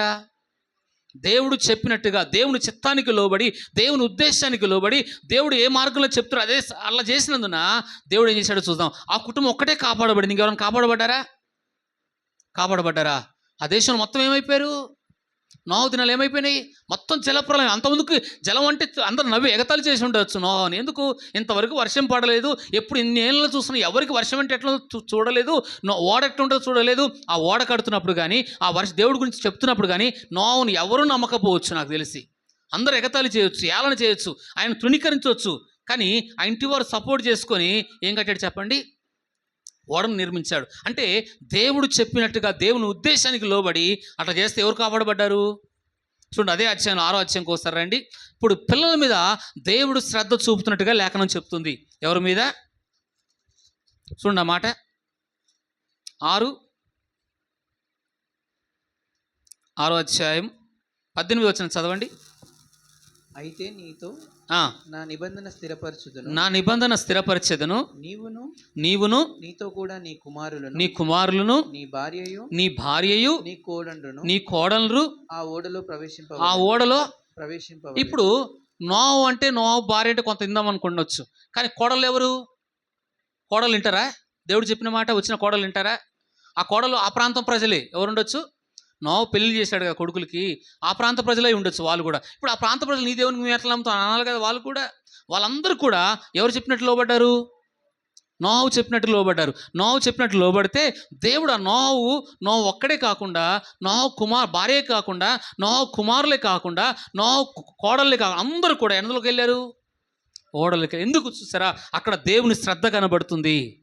దేవుడు నోహు చెప్పిన మాట అంటే, ఇంటి వారు అందరూ చెప్పిన మాట అంటే, ఎవరైతే ఆ ఓడలోకి వెళ్ళారో ఆ ఓడలో మాత్రమే కాపాడబడ్డారు. దేవుడు ఎవరి మీద శ్రద్ధ చూపాడు? ఎవరైతే ఆయన మాటకు విధేయత చూపుతారో, ఎవరైతే ఆయన చిత్తానికి లోబడతారో, ఎవరైతే ఆయన ఉద్దేశానికి లోబడతారో, ఆయన చిత్తం చేసిన వాడు బైబిల్ చెప్తుంది నిరంతరం నిలుస్తుంది అంటుంది. కాబట్టి ఆ కోడల మీద ఎవరి మీద శ్రద్ధ చూపించాడు? కోడళ్ళ మీదనో కొడుకుల మీదనో దేవుడు ఏం చూపించాడు? 3వ మాట నేను చెప్తుంది, మనం దేవుని చిత్తానికి లోబడితే మన మీదే కాదు మన పిల్లల మీద కూడా దేవుడు శ్రద్ధ చూపుతాడు. నుంచి మీరు ఈ వారంలో మీరు విన్నారుగా, ఎక్కడ గుజరాత్లో ఎంతమంది 270 ఎంతోమంది చనిపోయారు అక్కడ. అందులో చనిపోయిన అందరికి ఒక్కొక్కరికి 1,80,00,000 2 కోట్ల దగ్గర డబ్బు ఇస్తామన్నారంట. ఒక ఆయన అంటున్నాడు, నేను 2 కోట్లు ఇస్తాను, మన ఆయన మళ్ళీ నాకు ఇచ్చే అంటున్నాడు. ఎన్ని ఇస్తాను? నేను 2 కోట్లు ఇస్తాను. అందులో బతికింది ఒక్క ఆయనే. ఆ విమానంలో పోయి బ్రతికింది ఒక్కడే ఒక ఆయన బతికాడు. అందులో ఒక ఆయన అంటున్నాడు, మా నాన్న కూడా అందులోనే చనిపోయాడు. మా నాన్న కూడా ఎందులో చనిపోయాడు? ఓడలోనే చనిపోయాడు. కాబట్టి ఇప్పుడు ఏమంటున్నాడు ఆ తండ్రి? ఏమంటున్నాడు? కొడుకు ఏమంటున్నాడు? మా నాన్న మాకు ఇచ్చేయండి, మీకేమి ఇస్తా, నాకేం డబ్బు వద్దు, అసలు డబ్బు నాకు వద్దే వద్దు, నేను 2 కోట్లు ఇస్తా అంటున్నాడు. తీసుకొస్తారా? మొత్తం భద్రత ఉంది ఈ లోకంలో. ఎప్పుడు ఏ ఆపద వస్తుందో తెలియదు, ఎప్పుడు ఏ క్షణం ఏమవుద్దో. అందులో ఇంకొక తల్లి ఒక బిడ్డ ఏం ఏడుస్తుంది చెప్పను. తండ్రి ఎంతో చదువుకున్నాడు, చాలా బీదవాళ్ళు అంటారు, రిక్షా నడుపుకొని చాలా కూలి పని చేసుకొని చాలా కష్టపడి ఆ తండ్రి అప్పులు చేసి ఒక యవనస్తురాలని 21 సంవత్సరం అంట యవనస్తురాలకి, ఆ అమ్మాయిని కూడా అందులో విమానంలోనే ఉంది. ఎంతో కష్టపడి అప్పు చేసి ప్రయాణం ఎక్కడ పంపారు? లండన్కి పంపారు. లండన్ పంపితే ఏమైపోయారు? ఆ పాప కూడా ఎంత గుండెలు పగిలింది. ఒక్కొక్కరు తల్లిదండ్రులు ఎంత ఏడ్చుంటారు ఆ ప్రమాదం. ఈరోజు చూసారా, ఎప్పుడు ఏ ప్రమాదం వస్తుందో మనకు తెలియదు, ఎప్పుడు ఏమవుతామో మనకు తెలియదు, రేపు ఏం జరిగిద్దో మనకు తెలియదు.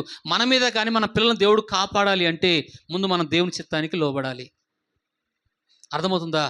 ఈ రోజుల్లో ఎప్పుడు ఏం జరిగిద్దో, ఇప్పుడు యేసుప్రభు రాకడ దినాల్లో ఉంటున్నాం మనం. యుద్ధాలు జరుగుతాయి అంటున్నాం. ఆల్రెడీ ఇస్రాయేల్లోనూ అక్కడ యుద్ధాలు జరుగుతున్నాయి. ఇరాన్లో యుద్ధాలు జరుగుతున్నాయి. అనేక స్థలాల్లో యుద్ధాలు జరుగుతున్నాయి. దేవుడు చెప్పినట్టుగా యుద్ధాలు జరుగుతున్నాయి. భూకంపాలు వస్తున్నాయి. అన్నీ వస్తున్నాయి లేవా? అన్నీ వస్తున్నాయి. దేవుడు చెప్పిన అన్నీ నెరవేరుతున్నాయి. ఇప్పుడు మనం ఉన్న దినాలు ఏంటి అంటే, నోహు దినాలు ఎలాగుంటాయో, లోతు దినాలు ఎలాగుంటాయో ఉన్న దినాల్లో మనం ఉన్నాం. కాబట్టి ఇప్పుడు ఎవరికి లోబడాలి మనం చెప్పండి? ఎవరికి లోబడాలా? దేవునికి ఎవరైతే 3వ మాట మనం చూస్తామో, ఏ మాట చెప్పండి? మన మీద శ్రద్ధ చూపాలంటే, మన మీద దేవుని ప్రత్యేక శ్రద్ధ రావాలంటే, దేవుని కటాక్షం నీ మీద నీ పిల్లల మీద రావాలంటే, దేవుడు నీ మీద జాలి పడాలంటే ఏం రావాలంట చెప్పండి? ఏం రావాలి చెప్పండి? ఏం రావాలా? ప్రత్యేక శ్రద్ధ చూపించాడు లేదా? ఆ ఇంటి వారు అందరూ కాపాడబడ్డారు. ఎక్కడ? ఈ ఓడ దేనికి సాదృశ్యం అంటే బాప్తిసానికి సాదృశ్యము. దేనికి సాదృశ్యము? బాప్తిసం తీసుకున్న వారు మాత్రమే ఆ ఓడలు ఏమయ్యారు? నేను ఇక్కడ రామగుండం పోయినప్పుడు ఒక పెద్ద ఓడ సిమెంట్తో మంచి, ఆ ఓడ ఎట్లుందో తెలియదు కానీ ఆ ఓడ బాగా మంచి కట్టారు. అందులో బాప్తిసాలు ఇస్తూ ఉన్నారు ఆ ఓడలో. కాబట్టి ఈ ఓడ దేనికి సాదృశ్యం అంటే, దేనికి సాదృశ్యము? బాప్తిసం తీసుకున్న వాళ్ళు మాత్రమే, ఆ ఓడలోకి వచ్చిన వారు మాత్రమే కాపాడబడ్డారు. దేవుడు అందరినీ కాపాడలేదు. ఆ దేశంలో నోహు దినాల్లో అదంతా కూడా చెడు. ఒక్కరు కూడా దేవుని మాట వినలేదు, ఒక్కరు కూడా దేవుడు చెప్పినట్టు లోబడలేదు. అందరూ వారి వారి ఇష్టానుసారంగా జీవించారు. అందరూ ఏమైపోయారు? అందరూ కూడా జలప్రలయంకి ఏమైపోయారు? చనిపోయారు. అందరూ చనిపోయారు దేవుని మాట వినడం. కానీ నోహు ఒక్కడే దేవుని మాట విన్నాడు. దేవుడు చెప్పి అదివరకు చూడని సంగతులు నమ్మాడా లేదా? అదివరకు వర్షం రాదని తెలియదు, చూడలేదు. అలాగే అదివరకు ఏం రాలేదు, ఓడ ఎట్లా కట్టాలో తెలియదు, వర్షం ఎట్లుందో తెలియదు. ఏది తెలియకపోయినా దేవుడు చెప్పినది చెప్పినట్టుగా నోహు చేయడం వల్ల ఏం జరిగింది చెప్పండి? కాపాడబడ్డారు. మనం కాపాడబడాలంటే దేవుడు చెప్పింది చెప్పినట్టుగా వింటే మనము మన పిల్లలను దేవుడు కాపాడతాడు. అది నా మాట. మనల్ని కాపాడాలన్నా బైబిల్ చెప్తుంది ఆయన ప్రేమించే వారిని కాపాడుతాడంట. చూడండి 32వ కీర్తన అనుకుంటా, చూడండి అన్నమాట. నువ్వు దేవుని ప్రేమిస్తే 32వ కీర్తనలో దేవుడు ఎవరిని కాపాడుతాడు అంటే చూద్దాం ఒకసారి రండి. 32వ కీర్తనలో ఉంటుంది. 31వ కీర్తన 23వ వచనం చదవండి. యెహోవా భక్తులారా మీరందరూ ఆయనను ప్రేమించండి, యెహోవా విశ్వాసులను కాపాడుతాడు. ఏ మాట చెప్పండి? మూడో మాట, ఎవరిని కాపాడుతాడంట? విశ్వాసులను. అందరిని కాపాడుతున్నాడా? విశ్వాసులను కాపాడుతున్నాడా? ఎవరిని ప్రేమిస్తే? ఈ లోకంలో మనకున్న అన్నిటికంటే మనం దేవుణ్ణి ఏం చేయాలా? ఎక్కువగా ప్రేమించాలి. ఎవరైతే దేవుని ఎక్కువగా ప్రేమిస్తారు కంటున్నాడు, నన్ను ప్రేమించేవారు. ఇక్కడ ఏమంటున్నాడు? మనం చదువుకున్నాం కదా, ఏమంటున్నాడు చెప్పండి? దేవుని ప్రేమించేవారు ఏమవుతారంట? నీ కాపుదల రావాలన్నా, నీ కుటుంబానికి, నీ పిల్లలకు దేవుని కాపుదల రావాలంటే వాక్యం చెప్తుంది. ఏమంటుంది చెప్పండి? ఆయన యందు భయభక్తులుగా ఉన్నవారిని మాత్రమే దేవుడు ఏం చేస్తాడంట? అందరినీ కాపాడుతాడా? ఎవరైతే దేవునికి భయపడతారో, ఎవరైతే దేవునికి లోబడతారో, ఎవరైతే దేవుడు చెప్పినట్టుగా నడుచుకుంటారో వారు మాత్రమే కాపాడబడతారు. నోహు ఓడ కాపాడబడింది కారణం ఏంటిదంటే, నోహు దేవుని చిత్తాన్ని చేసిన మొదటి తండ్రి. ముగ్గురు తండ్రులు చెప్పాను. ముగ్గురు తండ్రులు ఎవరు? మొదటి తండ్రి ఎవరు? ఆయన ఎవరెవరికి తండ్రిగా చూపించాము మనం? ఈయన అందరికీ తండ్రి. భూమి మీద ఉన్న మనుషులందరికీ ఆయన ఏమై ఉన్నాడు? ఆయన తండ్రి అయి ఉన్నాడు. అందులో అనాథలు ఉన్నారు, తల్లిదండ్రులు లేని వాళ్ళు ఉన్నారు. వారి మీద కూడా ఆయన ఏం చూపిస్తున్నాడు? శ్రద్ధ చూపిస్తున్నట్టుగా లేఖనం చెప్తుంది. రెండో మాట అందులోనే దేవుడు జాలి పడతాడు. ఎవరి మీద జాలి పడతాడంట? దేవుని యందు భయభక్తులు గల వారి మీద కూడా జాలి పడతాడు. తండ్రి యొక్క లక్షణం. రెండో లక్షణం మనం చూసాము. రెండోది ఏంటిదంటే చెప్పండి? కుమారుల యొక్క క్షేమాన్ని కోరుతాడు. భూమి మీద ఉన్న తండ్రి ఏం కోరుతాడంట? కుమారుల యొక్క క్షేమం కోరుతాడు. బాగా ఏడ్చాడు దావీదు, బాగా ఏడ్చాడు. తన దుఃఖపడి నీకు బదులుగా నేను చనిపోతే బాగుండని ఏడుస్తూ ఉన్నాడు. కానీ దానికి కారణం ఎవరు? ఆ కొడుకులు చనిపోవడం గల కారణం ఎవరంటే, దావీదుకి ఎంతమంది కొడుకులు చనిపోయారు తెలుసా? 4 కొడుకులు చనిపోయారు. ఒక కొడుకు కొరకు 7 రోజులు ఉపవాసం కన్నీరు కాడుస్తాడు. దేవుడు ప్రార్థన వినలేదు. అలాగే ఈ 3 కొడుకులు యుద్ధంలో చనిపోతారు. అభిషేలం ఒకడు, అమ్మోను ఒకడు, ఇంకొక ఆయన కూడా ఉన్నాడు. ముగ్గురు కూడా చంపబడతారు. ఆదోనియా కూడా సొలొమోను ద్వారా చంపబడతాడు. ఇక్కడ నేను చెప్పాల్సింది ఏంటంటే, వీళ్ళిద్దరు ముగ్గురు కారణం ఎవరంటే దావీదు చేసిన పాపమే. దావీదు అంత ప్రేమ, ఎంత ఏడుస్తున్నాడు, అయ్యో నా కుమారుడు, అయ్యో నా కుమారుడు ఏడుస్తున్నాడు. కానీ తండ్రి చేసిన పాపము ఎవరి మీదకి వస్తున్నాడు చెప్పాలనా? పిల్లల మీదకి వస్తుంది. మనం చేసిన తప్పులు ఎవరి నుంచి దేవుడు శిక్షిస్తున్నాడు చెప్పండి? పిల్లల మీద శిక్ష. రెండవ మాట, తండ్రి ప్రేమ గలవాడే కానీ పిల్లల విషయంలో ఏమైంది? చాలా ఇబ్బందులు. కానీ రెండవ మాట. మూడో మాట మనం చూసాము, మన పిల్లల ఎడల దేవుడు శ్రద్ధ చూపాలి అంటే మన తల్లిదండ్రులు ఎవరికి లోబడాలా? ఎవరికి లోబడాలా? దేవునికి విధేయత చూపినప్పుడు, దేవుని చిత్తాన్ని చేసినప్పుడు నోహు ఏమయ్యాడు? తన పిల్లల మీద దేవుడు ఏం చూపించాడు? శ్రద్ధ చూపించాడు. మూడో మాట. నాలుగో మాట చూద్దాము. చూడండి. తండ్రి యొక్క లక్షణం ఏంటిదంటే పోషించే లక్షణం. చూడండి మత్తయి సువార్త 6వ అధ్యాయం. తండ్రి యొక్క లక్షణం ఏంటిదంటే, మత్తయి సువార్త 6వ అధ్యాయం 26వ వచనం చదవండి. తండ్రి యొక్క లక్షణం.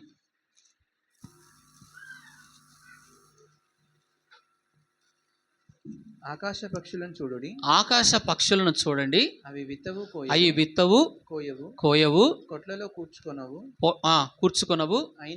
అయినను మీ పరలోకపు తండ్రి వాటిని పోషించుచున్నాడు. చాలు. ఇక్కడ ఏందంటే చెప్పండి, పోషిస్తున్నాడా లేదా? వేటిని పోషిస్తున్నాడు? ఆకాశ పక్షులను. నేను సేవకు వచ్చినప్పుడు చాలా ఆలోచించి, చాలా రోజులు ఉద్యోగం మానేయడానికి నాకు మనసు ఒప్పలేదు. ఎందుకంటే అప్పుడు ఇంతమంది లేరు, ముగ్గురు నలుగురు ఉన్నారు. ఒక ఆమె చిన్నమ్మ విక్టోరియా, ఇంకొక ఆమె, ముగ్గురే ఉన్నారు. వాళ్ళ ముగ్గురు కలిపి నాకు ఎంత వచ్చేది ఆ రోజుల్లో అంటే 1200 1300 వచ్చేది అనుకుంటాను. 1300 ఇచ్చేవాళ్ళు. ఈ 1300 వాళ్ళు నేను ఎలాగ పోషించబడతానని ఉద్యోగం మానేసేవానికి కాదు. ఉద్యోగం అస్సలు మానేసేవాడిని కాదు. ఏమో డ్యూటీ చేస్తుంది, నేను ఉద్యోగం చేస్తాను, ఇద్దరం చేస్తున్నాం. ఇట్లా పోషించబడడం చాలా కష్టమని నేను జాబ్ మానేయట్లేదు. ఒకరోజు భయంకరమైన యాక్సిడెంట్ జరిగింది. ఏ పిల్లలు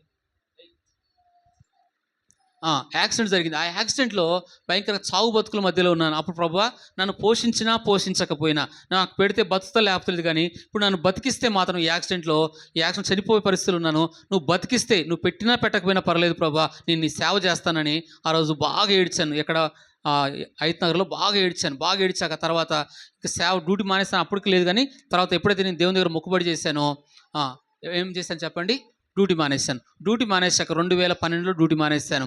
ఫిబ్రవరిలో డ్యూటీ మానేశాను. ఈరోజు 13 సంవత్సరాలు అవుతుంది. ఇన్నేళ్ళు ఎవరు పోషిస్తున్నారు నన్ను? ఎవరు పోషిస్తున్నారు చెప్పండి? అవునా కదా? ఎవరు నమ్మి వచ్చాను సేవకి? అప్పుడు ఉన్నది ముగ్గురే, ఇంతమంది లేరు. ఆ రోజు ఎవరున్నారు? ఆ రోజులో ఎంతమంది ఉన్నారు? మాకు ముగ్గురే స్టార్టింగ్లో. ఆ ముగ్గురు ఈ అక్క డ్యూటీ చేస్తుంది, ఒక 3-4 సంవత్సరాలు డ్యూటీ చేసింది అక్క, తర్వాత మానేసింది. కాబట్టి సంఘమే పోషించింది కదా. నన్ను పోషించిన వాడు మిమ్మల్ని పోషించడా? అర్థమవుతుందా? దేవుడు ఎలాగున్నాడు? పోషించేవాడు, నీ అక్కర్లు తీర్చేవాడు, నీ అవసరాలు తీర్చేవాడు. ఇక్కడ అంటున్నాడు వాటికంటే మీరు ఏమై ఉన్నారు? శ్రేష్ఠులు అంటున్నాడు. ఈయన ఎలాంటి వాడంటే, ఈ తండ్రి లక్షణం ఏంటంటే పోషించే లక్షణం. శరీర సంబంధమైన తండ్రి కూడా పిల్లలకి ఏముంటాడు చెప్పండి? పిల్లలు కూడా ఏముంటారు? తండ్రి యొక్క లక్షణం ఏంటిది? పోషిస్తాడు. అవునా కదా? పిల్లల్ని, కుటుంబాన్ని, భార్యని, అందరిని ఎవరు పోషిస్తారు చెప్పండి? ఇంట్లో వాళ్ళిద్దరు అందరు కొంచెం వేరు చేయం వాళ్ళని.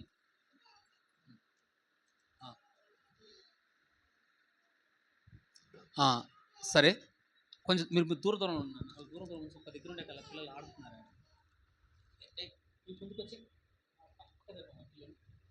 వయసులో అయిపోయారు పిల్లలుగా, చిన్నపిల్లలు కదా.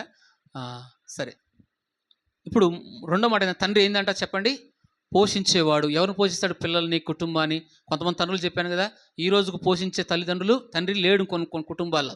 కొన్ని కుటుంబాలు ఏం చెప్పండి, పొద్దుగాల మా అయ్యగారు ఒక సాక్ష్యం చెప్పాడు. ఏం సాక్ష్యం చెప్పాడు అంటే, వాళ్ళ ఇంటి ముందే, మా గ్రేస్ వాళ్ళ ఇంటి ముందు ఒక భార్య భర్తలు ఉంటారు, వాళ్ళు క్రైస్తవులే. ఈ అమ్మాయి చర్చికి పోతుంది, ఈయన చర్చికి పోతారో లేదు తెలియదు కరెక్ట్గా.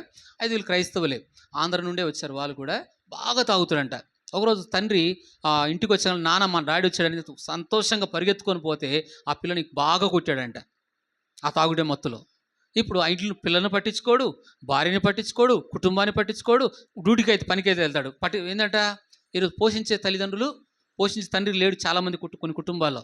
కాబట్టి వాక్యం చెప్తుంది తండ్రి యొక్క లక్షణం ఏంటిదంటే, భూసంబంధం తండ్రి లక్షణం ఏంటంటే పిల్లలకు బాధ్యత తీర్చే తండ్రి. అన్నీ ఏంటంట, మన ఒక పాస్టర్ గారు చెప్పారు, ఆయనకు 90 సంవత్సరాలు ఉన్నాయి, 4 పిల్లలు అంట ఆయనకి. 4 పిల్లలు అయితే ఇప్పటికీ ఆయన బిడ్డలకు పెళ్లి చేశాడు, వాళ్ళు కూడా పెళ్ళిళ్ళకు ఉన్నారు. ఇప్పుడు కూడా వాళ్ళ నాన్న అడిగిద్దంట డబ్బులు. ఇప్పుడు కూడా ఏమడిగిద్ది? ఎవరి మీద? అయ్యా నా పిల్లలు ఉన్నారయ్యా, ఇప్పుడు కూడా నా మీద ఆధారపడతారయ్యా వాళ్ళు. పెద్దోళ్ళు అయ్యారు, ఆమెకు పిల్లలు ఉన్నారు, ఆమెకు పిల్లలు అడుగు పెళ్ళికి వచ్చారు. అలా ఆయన 90 సంవత్సరాలు ఉంది ముసలాయనకి. చెప్తున్నాడు, నా బిడ్డ ఇప్పటికి నా మీద ఆధారపడిద్ది అయ్యా, మా గ్రేస్కు ఇప్పుడు కూడా నన్ను అడుగుతూనే ఉంటుంది. వాళ్ళ ఆయన కంటే ఎక్కువ నన్నే అడిగిద్ది, పెళ్లి చేశాను కానీ. ఎందుకు? స్వతంత్రం ఎవరి దగ్గర ఉంటుంది చెప్పండి? పిల్లలకి తండ్రి దగ్గరే ఉంటుంది. కాబట్టి తండ్రి ఏంటంటే పోషించేవాడు, పిల్లల్ని ఏం చేసేవాడు? పిల్లల బాధ్యతలు కానీ, పిల్లల అవసరాలు కానీ, పిల్లల యొక్క అక్కర్లు కానీ, ఏది చూసినా తండ్రి మీదనే ఉంటుంది బాధ్యత. తల్లికి ఇంట్లో బాధ్యతలు ఉంటాయి, కానీ తల్లి ఏమో పిల్లలు ఇంటి వరకే చూస్తుంది, కానీ మొత్తం బాధ్యతలు ఎవరి అంటే తండ్రియే. కాబట్టి ఇది పోషించే తండ్రి. అలాగే ఈ తండ్రి యొక్క లక్షణం ఏంటంటే క్షమించే తండ్రి. ఏం చేస్తాడు చెప్పండి? చూడండి, మత్తయి సువార్త 6వ అధ్యాయం 14వ వచనం. మనుషుల అపరాధములను మీరు క్షమించిన ఎడల మీ పరలోకపు తండ్రియు మీ అపరాధములను క్షమించును. ఈయన ఏ తండ్రి అంటే చెప్పండి? క్షమించే తండ్రి. ఈ తండ్రి మనల్ని క్షమించాలంటే మనం కూడా ఎలాగ ఉండాలంట? మనం కూడా అలా ఉంటేనే మనం క్షమించబడతాం, లేదా పరలోకానికి పోం మనం. అర్థమవుతుందా? మనం క్షమించే మనసులే. మన తండ్రి లక్షణం ఏంటిది? ఎన్నిసార్లు క్షమించాడు, ఎన్నిసార్లు దేవుని మనం బాధ పెట్టాము, ఎన్నిసార్లు ప్రభుని ఏడిపించాము, ఎన్నిసార్లు దుఃఖ పెట్టాము. మరి అన్నిసార్లు ఆయన దగ్గర వెళ్ళినప్పుడు కనికరించమంటే క్షమిస్తూనే వచ్చాడు కదా, మనం క్షమిస్తూనే వచ్చాడు. అలాగే మనను బాధ పెట్టిన వాళ్ళు కూడా, మన హాని కలగజేసిన వారిని కూడా, మనకు నష్టం కలగజేసిన వారిని కూడా మనం ఏం చేయాలా? మొన్న ఆమె ఏమన్నది? ఎవరు? ప్రవీణ్ పగడాల, నా భర్తకి ఎవరైతే చేశారో నేను అందరినీ క్షమిస్తున్నాను. అది చాలా తట్టుకోలేని బాధ. అది ఆమెకి 2 పిల్లలు ఉన్నారు, ఆడపిల్లలు ఇంకా పెళ్లి చేయాల్సిన బాధ్యత ఉంది. అయినా వాళ్ళందరినీ ఏం చేసింది ఆమె? ఎవరి లక్షణం అది? ఎవరి లక్షణం చెప్పండి? వాళ్ళ తల్లిదండ్రుల లక్షణం కాదు, దేవుని లక్షణం అది. కాబట్టి మనము మన తండ్రి లాగా లక్షణాలు మనలో కూడా ఉండాలి, నాలో ఉండాలి, మీలో కూడా ఉండాలి. తండ్రి యొక్క మనసు మనం క్షమించకపోతే మన తండ్రి మనల్ని క్షమించడు. ఈరోజు కుటుంబాల్లో కావచ్చు, భార్య భర్తల మధ్యలో ఏముంటుంది చెప్పన్నా? అంత తొందరగా క్షమించుకోరు, అంత తొందరగా ఏం చేయరు, అంత తొందరగా క్షమించట్లేదు. భర్త క్షమించట్లేదు కొన్నిసార్లు, భార్య కూడా కొన్నిసార్లు క్షమించట్లేదు. కాబట్టి మన అందరిలో ఏముండాలంటే చెప్పండి? క్షమించే మనసు ఉండాలి. 4వది ఇంకెవరిని పిల్లలు అన్నాడంటే మార్కు సువార్త 2వ అధ్యాయము 5వ వచనం చదవండి. మార్కు సువార్త 2వ అధ్యాయం 5వ వచనం. యేసు వారి విశ్వాసమును చూచి కుమారుడా. ఇప్పుడు అందులో ఏముంది చెప్పండి? కుమారులు ఎప్పుడైనా మనం చెప్పండి, దేవుని పిల్లలు ఎప్పుడైనా మనం, దేవుని పిల్లలు ఎప్పుడైనా మనం అందరం కూడా ఎప్పుడవుతాం అంటే విశ్వాసమును చూసి అనడా లేదు. అక్కడ ఏం చూశాడంటే, ఎవరైతే దేవుని యందు ఏ రోగంతో ఉన్నాడు? పక్షవాయువుతో వచ్చాడు. 4 ఎత్తుకొని వచ్చారు అక్కడికి. ఎత్తుకొని వచ్చిన ఆ వ్యక్తిలో తీసుకొచ్చిన వాళ్ళలో విశ్వాసం ఉంది, ఈయనలో కూడా ఏముంది? విశ్వాసం ఉంది. ఇప్పుడు నీ విశ్వాసాన్ని బట్టి ప్రభు ఏమంటున్నాడు? కుమారుడా అంటున్నాడు. ఎవరు దేవుని యందు విశ్వాసం ఉంచుతారో వారిని ఏమంటున్నాడు ప్రభు? కుమారుడా. మనం దేవుని యందు విశ్వాసం ఉంచినప్పుడు మనకు ఆయన ఏమవుతున్నాడు? మనం ఏముంచుతున్నాం? నమ్మకం ఉంచుతున్నాం. నమ్మకం ఉంచుతున్నామా లేదా? నమ్మకం ఉంచి ఆ నమ్మకాన్ని బట్టి దేవుడు ఏ కార్యాలైనా చేస్తాడు. ఎప్పుడైతే నీ యొక్క విశ్వాసాన్ని బట్టి నీకున్న రోగమైనా, వ్యాధైనా, శ్రమైనా, సమస్యలైనా ఏదైనా ప్రభు బాగు చేయగలుగుతాడు. హల్లెలూయా. అర్థమవుతుందా? ఇప్పుడు నేను సంగారెడ్డి చెప్పాను, కానీ మన ఇక్కడ ఎక్కువ చెప్తూ వచ్చాను, మీ దగ్గర తక్కువ చెప్పాను. అయితే ఒక కుటుంబం, అమ్మాయికి దెయ్యం పట్టింది. దెయ్యం పడితే ఆ దెయ్యం పట్టిన ప్రభు ప్రార్థన చేస్తే నాకు కొంచెం అవిశ్వాసం వచ్చింది. ఏంటంటే బాగైతో లేదో, మళ్ళీ చేయి పడితే నా మీదకి ఏమైనా వస్తుందేమో, అది కొంచెం భయపడ్డా నేను వాస్తవం చెప్పాలంటే. కానీ ఆమె చేయి పెట్టి ఎప్పుడైతే ప్రార్థన చేశానో దేవుడు అద్భుతమైన విడుదల చేశాడు. ఈ రోజు వరకు దేవుడు మంచి ఆరోగ్యం ఇచ్చాడు. ఎన్నడూ అప్పుడు అమావాస్య పున్నాలకు అన్నిటికీ ఉపవాసాలు ఉండేదంట ఆమె.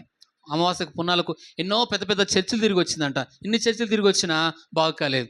తర్వాత ఏమైందంటే ప్రార్థన చేశాను, దేవుడు అద్భుతంగా దెయ్యాన్ని విడిపించాడు. విడిపించే స్వస్థత అయ్యాక ఇప్పుడు ఆ అమ్మాయికి ప్రెగ్నెంట్ అంట. ఎవరు ఏం చేశాడు దేవుడు? అంతమంది గర్భంలో కూడా పోయినాయి అమ్మాయికి దెయ్యాలు ఉండడం వల్ల. ఇప్పుడు ఏం చేశాడు దేవుడు చెప్పండి? దేవుడు కార్యం చేశాడు. ఎవరు విశ్వాసాన్ని బట్టి? ఆమె యొక్క విశ్వాసాన్ని బట్టి.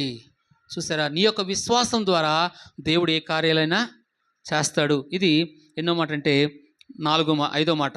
6వ మాట చూద్దాము, ఒక 5 నిమిషాలు ఉన్నట్టుంది చూడండి. ఆదికాండము 19వ అధ్యాయం 18వ వచనం చదవండి.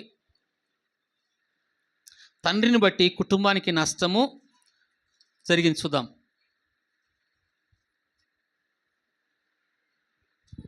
లోతు కుటుంబం చూద్దాం చూడండి.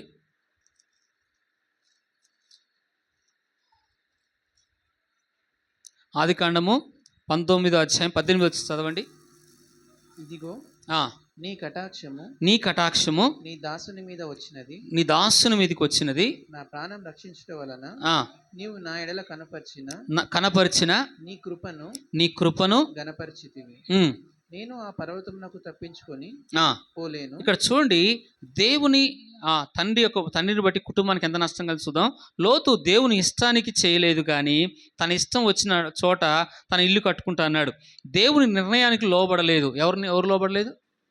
లోతు ఎవరి నిర్ణయానికి లోబడలేదు. కొన్నిసార్లు ఒకరోజు అంట, మీకు అర్థం కావడం చెప్తున్నాను, అపార్థం చేసుకోకండి. కొంతమంది మంచి వాళ్ళు ఉన్నారు పాస్టర్లు, కొంతమంది చెడ్డోళ్ళు కూడా ఉన్నారు.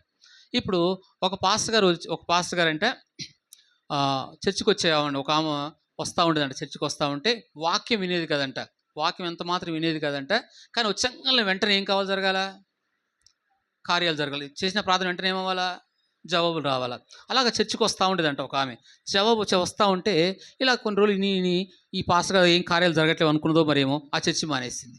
ఏం మానేసింది? చర్చి మానేసింది. ఇప్పుడు చర్చి మానేసంగానే ఇంకో చర్చికి పోతా ఉంటే ఆ పాస్టర్ గారు ఏదో చేశాడంట. అప్పుడు ఈ పాస్టర్ గారి దగ్గరికి వచ్చి బాగా ఏడ్చిందంట. అయ్యా, నీ దగ్గర ఉన్నప్పుడు నేను ఇట్లా వచ్చాను నీ దగ్గరికి, కానీ వేరే సంఘానికి వెళ్తున్నాను. ఆ పాస్టర్ గారి దగ్గరికి వెళ్ళినప్పుడు ఆ పాస్టర్ గారు చేసిన పని ఏంటి చెప్పాలనా? బైబిల్లో ఎలీషా ఉంటాడు కదా, చనిపోయినప్పుడు కుమారుడు మీద పడుకుంటాడు కదా, ఏమవుతాడు? కుమారుడు మీద ప్రార్థన చేస్తే ఏం చేస్తాడు? ప్రార్థన చేసాగానే కుమారుడు మీద పడుకొని ఏలి అట్నే చేస్తాడు, ఎలీషా కూడా అట్నే ప్రార్థన చేస్తారు. ఇద్దరు అలాగా ప్రార్థన చేస్తారు. అప్పుడు ఆ కుమారుడు ఏమవుతాడంటే లేస్తారు ఇద్దరు. అట్లా అమ్మా నీ మీద కూడా అట్లా పడుకోవాలన్నాడంట పాస్టర్. అంత దుర్మార్గుడు ఉన్నాడయ్యా పాస్టర్ గారు. మంచి పాస్టర్ గారి దగ్గర ఎలా వచ్చింది ఆమె? ఇద్దరు పాస్టర్లను చూసింది. ఇద్దరిని సేవకుల నుంచి ఒక సేవకుడేమో వాక్యం మంచి చెప్తున్నా ఎంతకి వినేది కదంట వాక్యం. వెంటనే కార్యాలు జరగాల, అద్భుతాలు జరగాలి, మేలు జరగాలనుకుంటుందంట. ఇక్కడ వాక్యం వినేది కదా. ఇంకో పాస్టర్ దగ్గరికి పోయింది. ఆ పాస్టర్ ఎలాంటి వాడు? బైబిల్లో కూడా లోకంలో కూడా ఇలాంటి పాస్టర్లు కొంతమంది ఉన్నారు. కాబట్టి ఇప్పుడు ఈ లోతు కూడా దేవుని యొక్క మాటకు విధేయత చూపలేదు, నష్టం కలిగింది. కారణం ఎవరంటే తన ఇష్టం చెప్పినట్టుగా చేశాడు. కాబట్టి ఎవరికి నష్టం చేశాడు ఇతను? తన భార్య పోయిందా? ఒకవేళ భార్య ఉంటే భార్య ఉంటే మనం కూడా కొన్నిసార్లు ఏమంటాం అంటే ముందు మన ఇష్టమే దేవుడు చేయాలనుకుంటాం, మనం చెప్పింది వెంటనే జరగాలనుకుంటాం, మనం అడిగింది వెంటనే దేవుడు చేయాలనుకుంటాం. ఇక్కడ దేవుడు వెంటనే చేశాడు. ఏం చేశాడు? నేను ఆ కొండకి వెళ్ళను. ఎక్కడికి వెళ్ళను? ఆ కొండకి, ఆ పర్వతానికి వెళ్ళను. ఇక్కడ దగ్గర ఒక స్థలం ఉంది, ఆ స్థలానికి వెళ్తాను అంటాడు లోతు. దేవుడు అవకాశం ఇస్తాడు, పర్మిషన్ ఇస్తాడు, కనికరిస్తాడు. కనికరిచ్చిన నష్టం ఎవరు కలిగింది? మన జీవితంలో కొన్నిసార్లు వెంటనే మనం అడిగింది వెంటనే చేయకపోతే మనకి దేవుని మీద ఎంత కోపం వస్తుందో. దేవుని మీద అలుగుతాం, పాస్టర్ మీద అలుగుతాం, చర్చికి రావడం కూడా మానేస్తాం. కానీ లోతు కుటుంబంలో వెంటనే కార్యం జరగడం వల్ల ఎవరు నష్టపోయారు చెప్పండి? లోతు భార్య ఏమైపోయింది? లోతు దేవుని మాట వినడు. లోతు ఎలాంటి వాడు తెలుసా? సొదొమలో చాలా పరిశుద్ధంగా జీవించాడంట. లోతు కానీ, లోతు భార్య కానీ. బైబిల్ చెప్తుంది లోతు కుటుంబం ఎలాంటిదంటే చాలా భయభక్తి కలిగిన కుటుంబం అంట. ఆ మాట పేతురు రాసిన పత్రికలో ఉంటుంది చూడండి. పేతురు రాసిన పత్రికలో అంత భక్తిగా ఉన్న దేవుని మాట వినలేదు వాళ్ళు. చూద్దాం చూడండి. వాళ్ళు చెడ్డవాళ్ళు కూడా కాదు. మళ్ళా పేతురు రాసిన పత్రిక, 2 పేతురు రాసిన పత్రిక 2వ అధ్యాయం, 2 పేతురు 7వ వచనం చదవండి. 2వ అధ్యాయం 7వ వచనం. దుర్మార్గుల కామ వికారయుక్తమైన నడవడి చేత బహు బాధపడిన నీతిమంతుడగు లోతును తప్పించును. ఇక్కడ చూడు ఎలా ఉన్నారంట సొదొమ పట్టణంలో. దుర్మార్గులు కామ వికారమైన నడవడి చేత బహు బాధపడిన నీతిమంతుడగు లోతును తప్పించెను. ఆ నీతిమంతుడు వారి మధ్య కాపురం ఉండి తాను చూసిన వాటిని బట్టి, వినిన వాటిని బట్టి వారి అక్రమమైన క్రియల విషయంలో దినదినము నీతిగల తన మనసును నొప్పించుకొనుచూ వచ్చెను. చూడండి, ఇప్పుడు అర్థమవుతుంది. ఇతను భక్తుడా కాదా? ఇతను ఏమైనా తప్పు చేశాడా? అలాంటి చెడ్డ పట్టణంలో అలాంటి వరుస వాయులు లేని వాళ్ళు. ఆడపిల్లలు పాపం చేస్తున్నారు, మగపిల్లలు చేస్తున్నారు. అక్రమ వరుస వాయులు లేకుండా మొగలు పెళ్లి చేసుకుంటున్నారు, ఆడోళ్ళు పెళ్లి చేసుకున్నారు. ఆ సొదొమ పట్టణంలో అంత చెడ్డ ఉన్న ప్రాంతంలో కూడా, అలాంటి ప్రాంతంలో కూడా వాళ్ళు వాళ్ళు చేసినట్టు ఏమైనా జీవించారా? వీళ్ళు వాళ్ళు నడిచినట్టుగా ఏమైనా నడుచుకున్నారా? వాళ్ళు బ్రతికినట్టు ఏమైనా బ్రతికారా? ఏం బ్రతకలేదు. కానీ అలాంటి చెడ్డ పట్టణంలో కూడా మనసును వచ్చుకుంటున్నాడు, కానీ ఆ ప్రాంతాన్ని వదిలిపెడతలేడు, ఆ ప్రాంత ప్రజల సావాసం వదిలిపెడతలేడు. ఎందుకంటే ఆ ప్రాంతంలో ఏమో చెప్పండి, అతని ఇల్లు ఉండొచ్చు, అతని ఆస్తి ఉండొచ్చు, అతని గొర్రెల మంది ఉండొచ్చు, అతనుకున్న ధనమంతా కూడా ఆ పట్టణంలో మంచి ఇల్లు కట్టుకున్నాడు అక్కడ సొదొమ దగ్గర.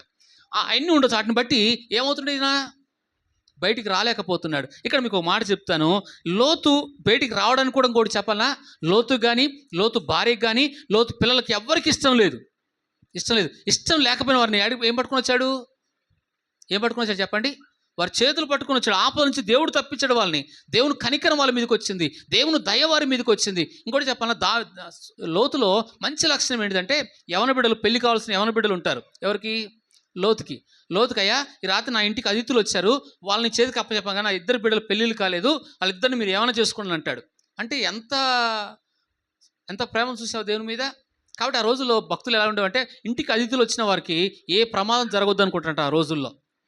కాబట్టి ఇప్పుడు లోతు అంత మంచినే ఉన్నాడు, భక్తిగానే ఉన్నాడు, కానీ సొదొమను వదలడానికి ఇష్టపడలేదు. వాళ్ళందరిని ఎవరు తీసుకొచ్చారు బయటికి తీసుకొచ్చిన తర్వాత కూడా ఎవరు మాట వినాలంటాడు? ఎవరు మాట వినాలా? ఎన్నిసార్లు దేవుడు నేను ఆపదలను తప్పిస్తున్నా, శ్రమలో తప్పిస్తున్నా, కష్టాలు తప్పిస్తున్నా, శోధన నుంచి తప్పిస్తున్నా, మనం కూడా కొన్నిసార్లు ఎవరు మాట వినాలని చెప్పండి? అప్పుడు కూడా మన ఇష్టమే జరగాలనుకుంటాం. ఇష్టం జరిగినప్పుడు ఏమైంది? అక్కడ లోతు భార్య ఏమైపోయింది చెప్పండి? ఉప్పు స్తంభం అయిపోయింది. ఉప్పు స్తంభమే కాకుండా తన భార్య బిడ్డలు ఏమైపోయారు?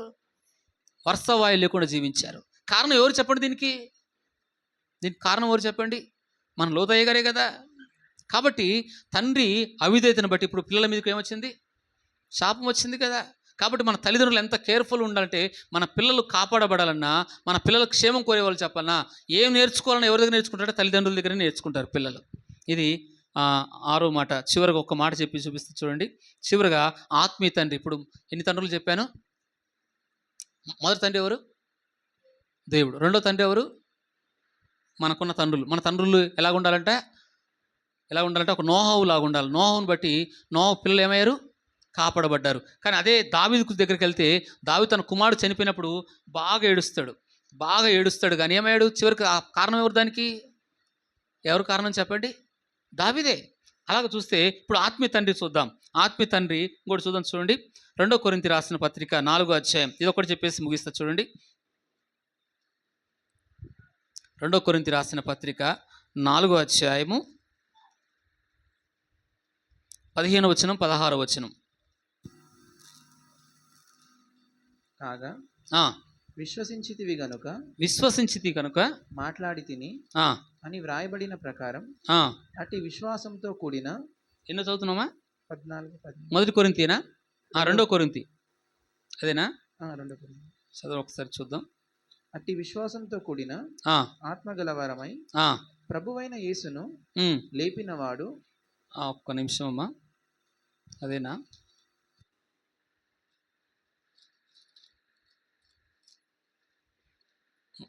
మొదటి కొరింథీ చూడు అయ్యా. మొదటి కొరింథీ 4వ అధ్యాయం 14వ వచనం చూద్దాం. మిమ్మల్ని సిగ్గపరచవలనని కాదు గాని ఆ, నా ప్రియమైన పిల్లలని ఆ. మీకు బుద్ధి చెప్పుటకు. ఇప్పుడు ఆత్మీయ తండ్రి ఏం చెప్తాడంట? బుద్ధి అయ్యా, ఆత్మీయ తండ్రి ఎలాగుంటాడంట? బుద్ధి చెప్పు. ఇప్పుడు చెప్పాను కదా, ఒక తండ్రి ఆ వాక్యం చెప్తుంటే వినకుండా ఆ బిడ్డ ఏమైంది? ఇంకో సంఘానికి పోతే ఏమైంది? ఆ పిల్ల వచ్చి ఏడిస్తున్నాడు తండ్రి దగ్గరికి, ఆత్మీయ తండ్రి దగ్గరికి వచ్చాయా, నువ్వు మంచిగా ఉన్నావు, నువ్వు భక్తిగానే ఉన్నావు, కానీ వేరే సంఘానికి పోతే ఏమైంది? అటు చేశాడే పలానా పాస్. ఇప్పుడు తండ్రి ఏం చెప్తాడు? ఆత్మీయ తండ్రి ఏం చెప్పారు చెప్పండి అయ్యా? ఏం చెప్పారు ఇక్కడ? ఇది ఇష్టం ఉండదు చాలామందికి. ఇక్కడ చూడండి ఏమంటున్నాడు చెప్పండి.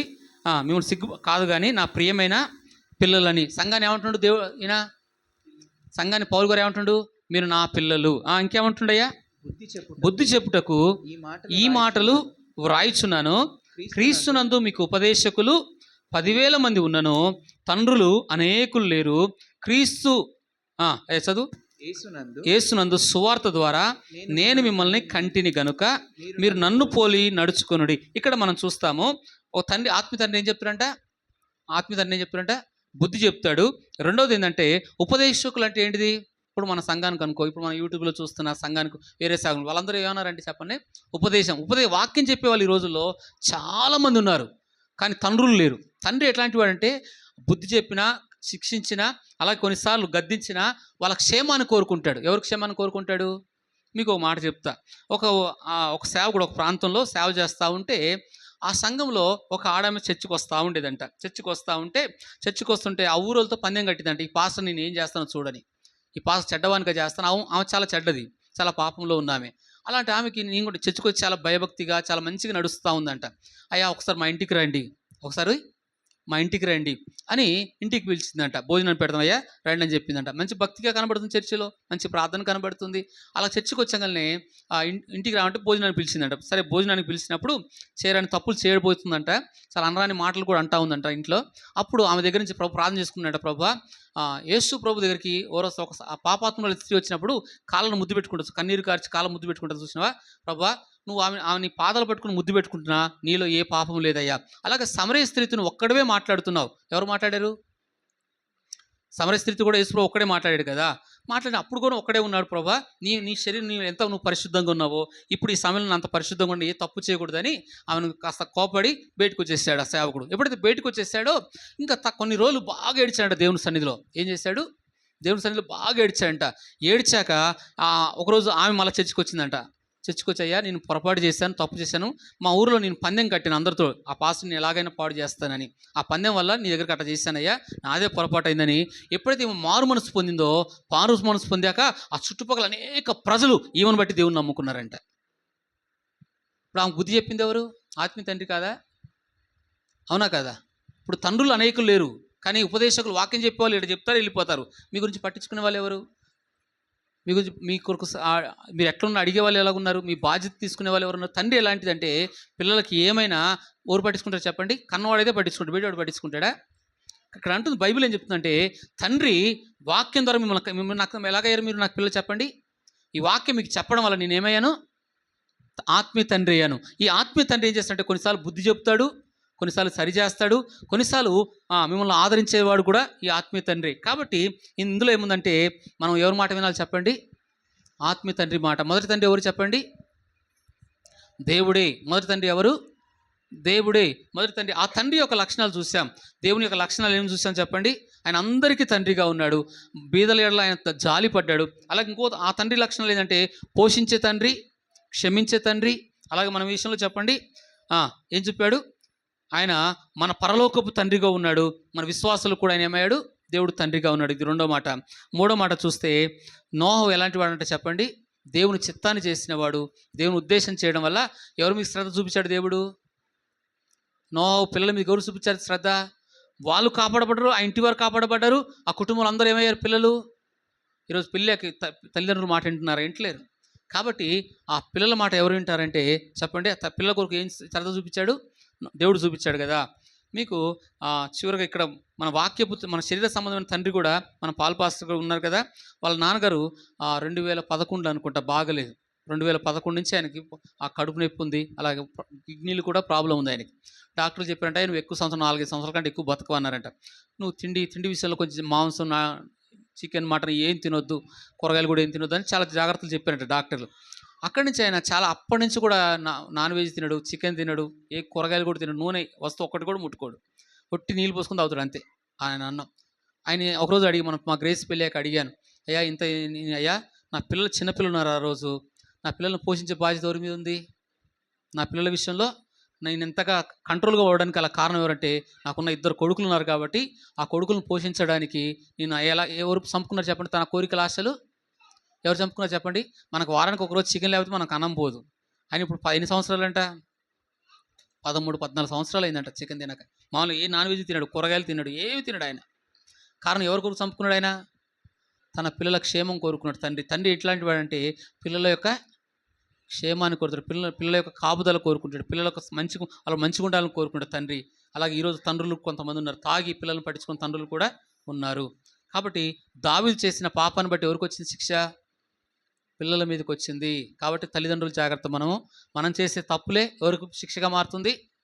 మన పిల్లల మీదకి మారుతుంది. అందరు కళ్ళు మూసుకుందాం, ప్రార్థన చేసుకుందాం.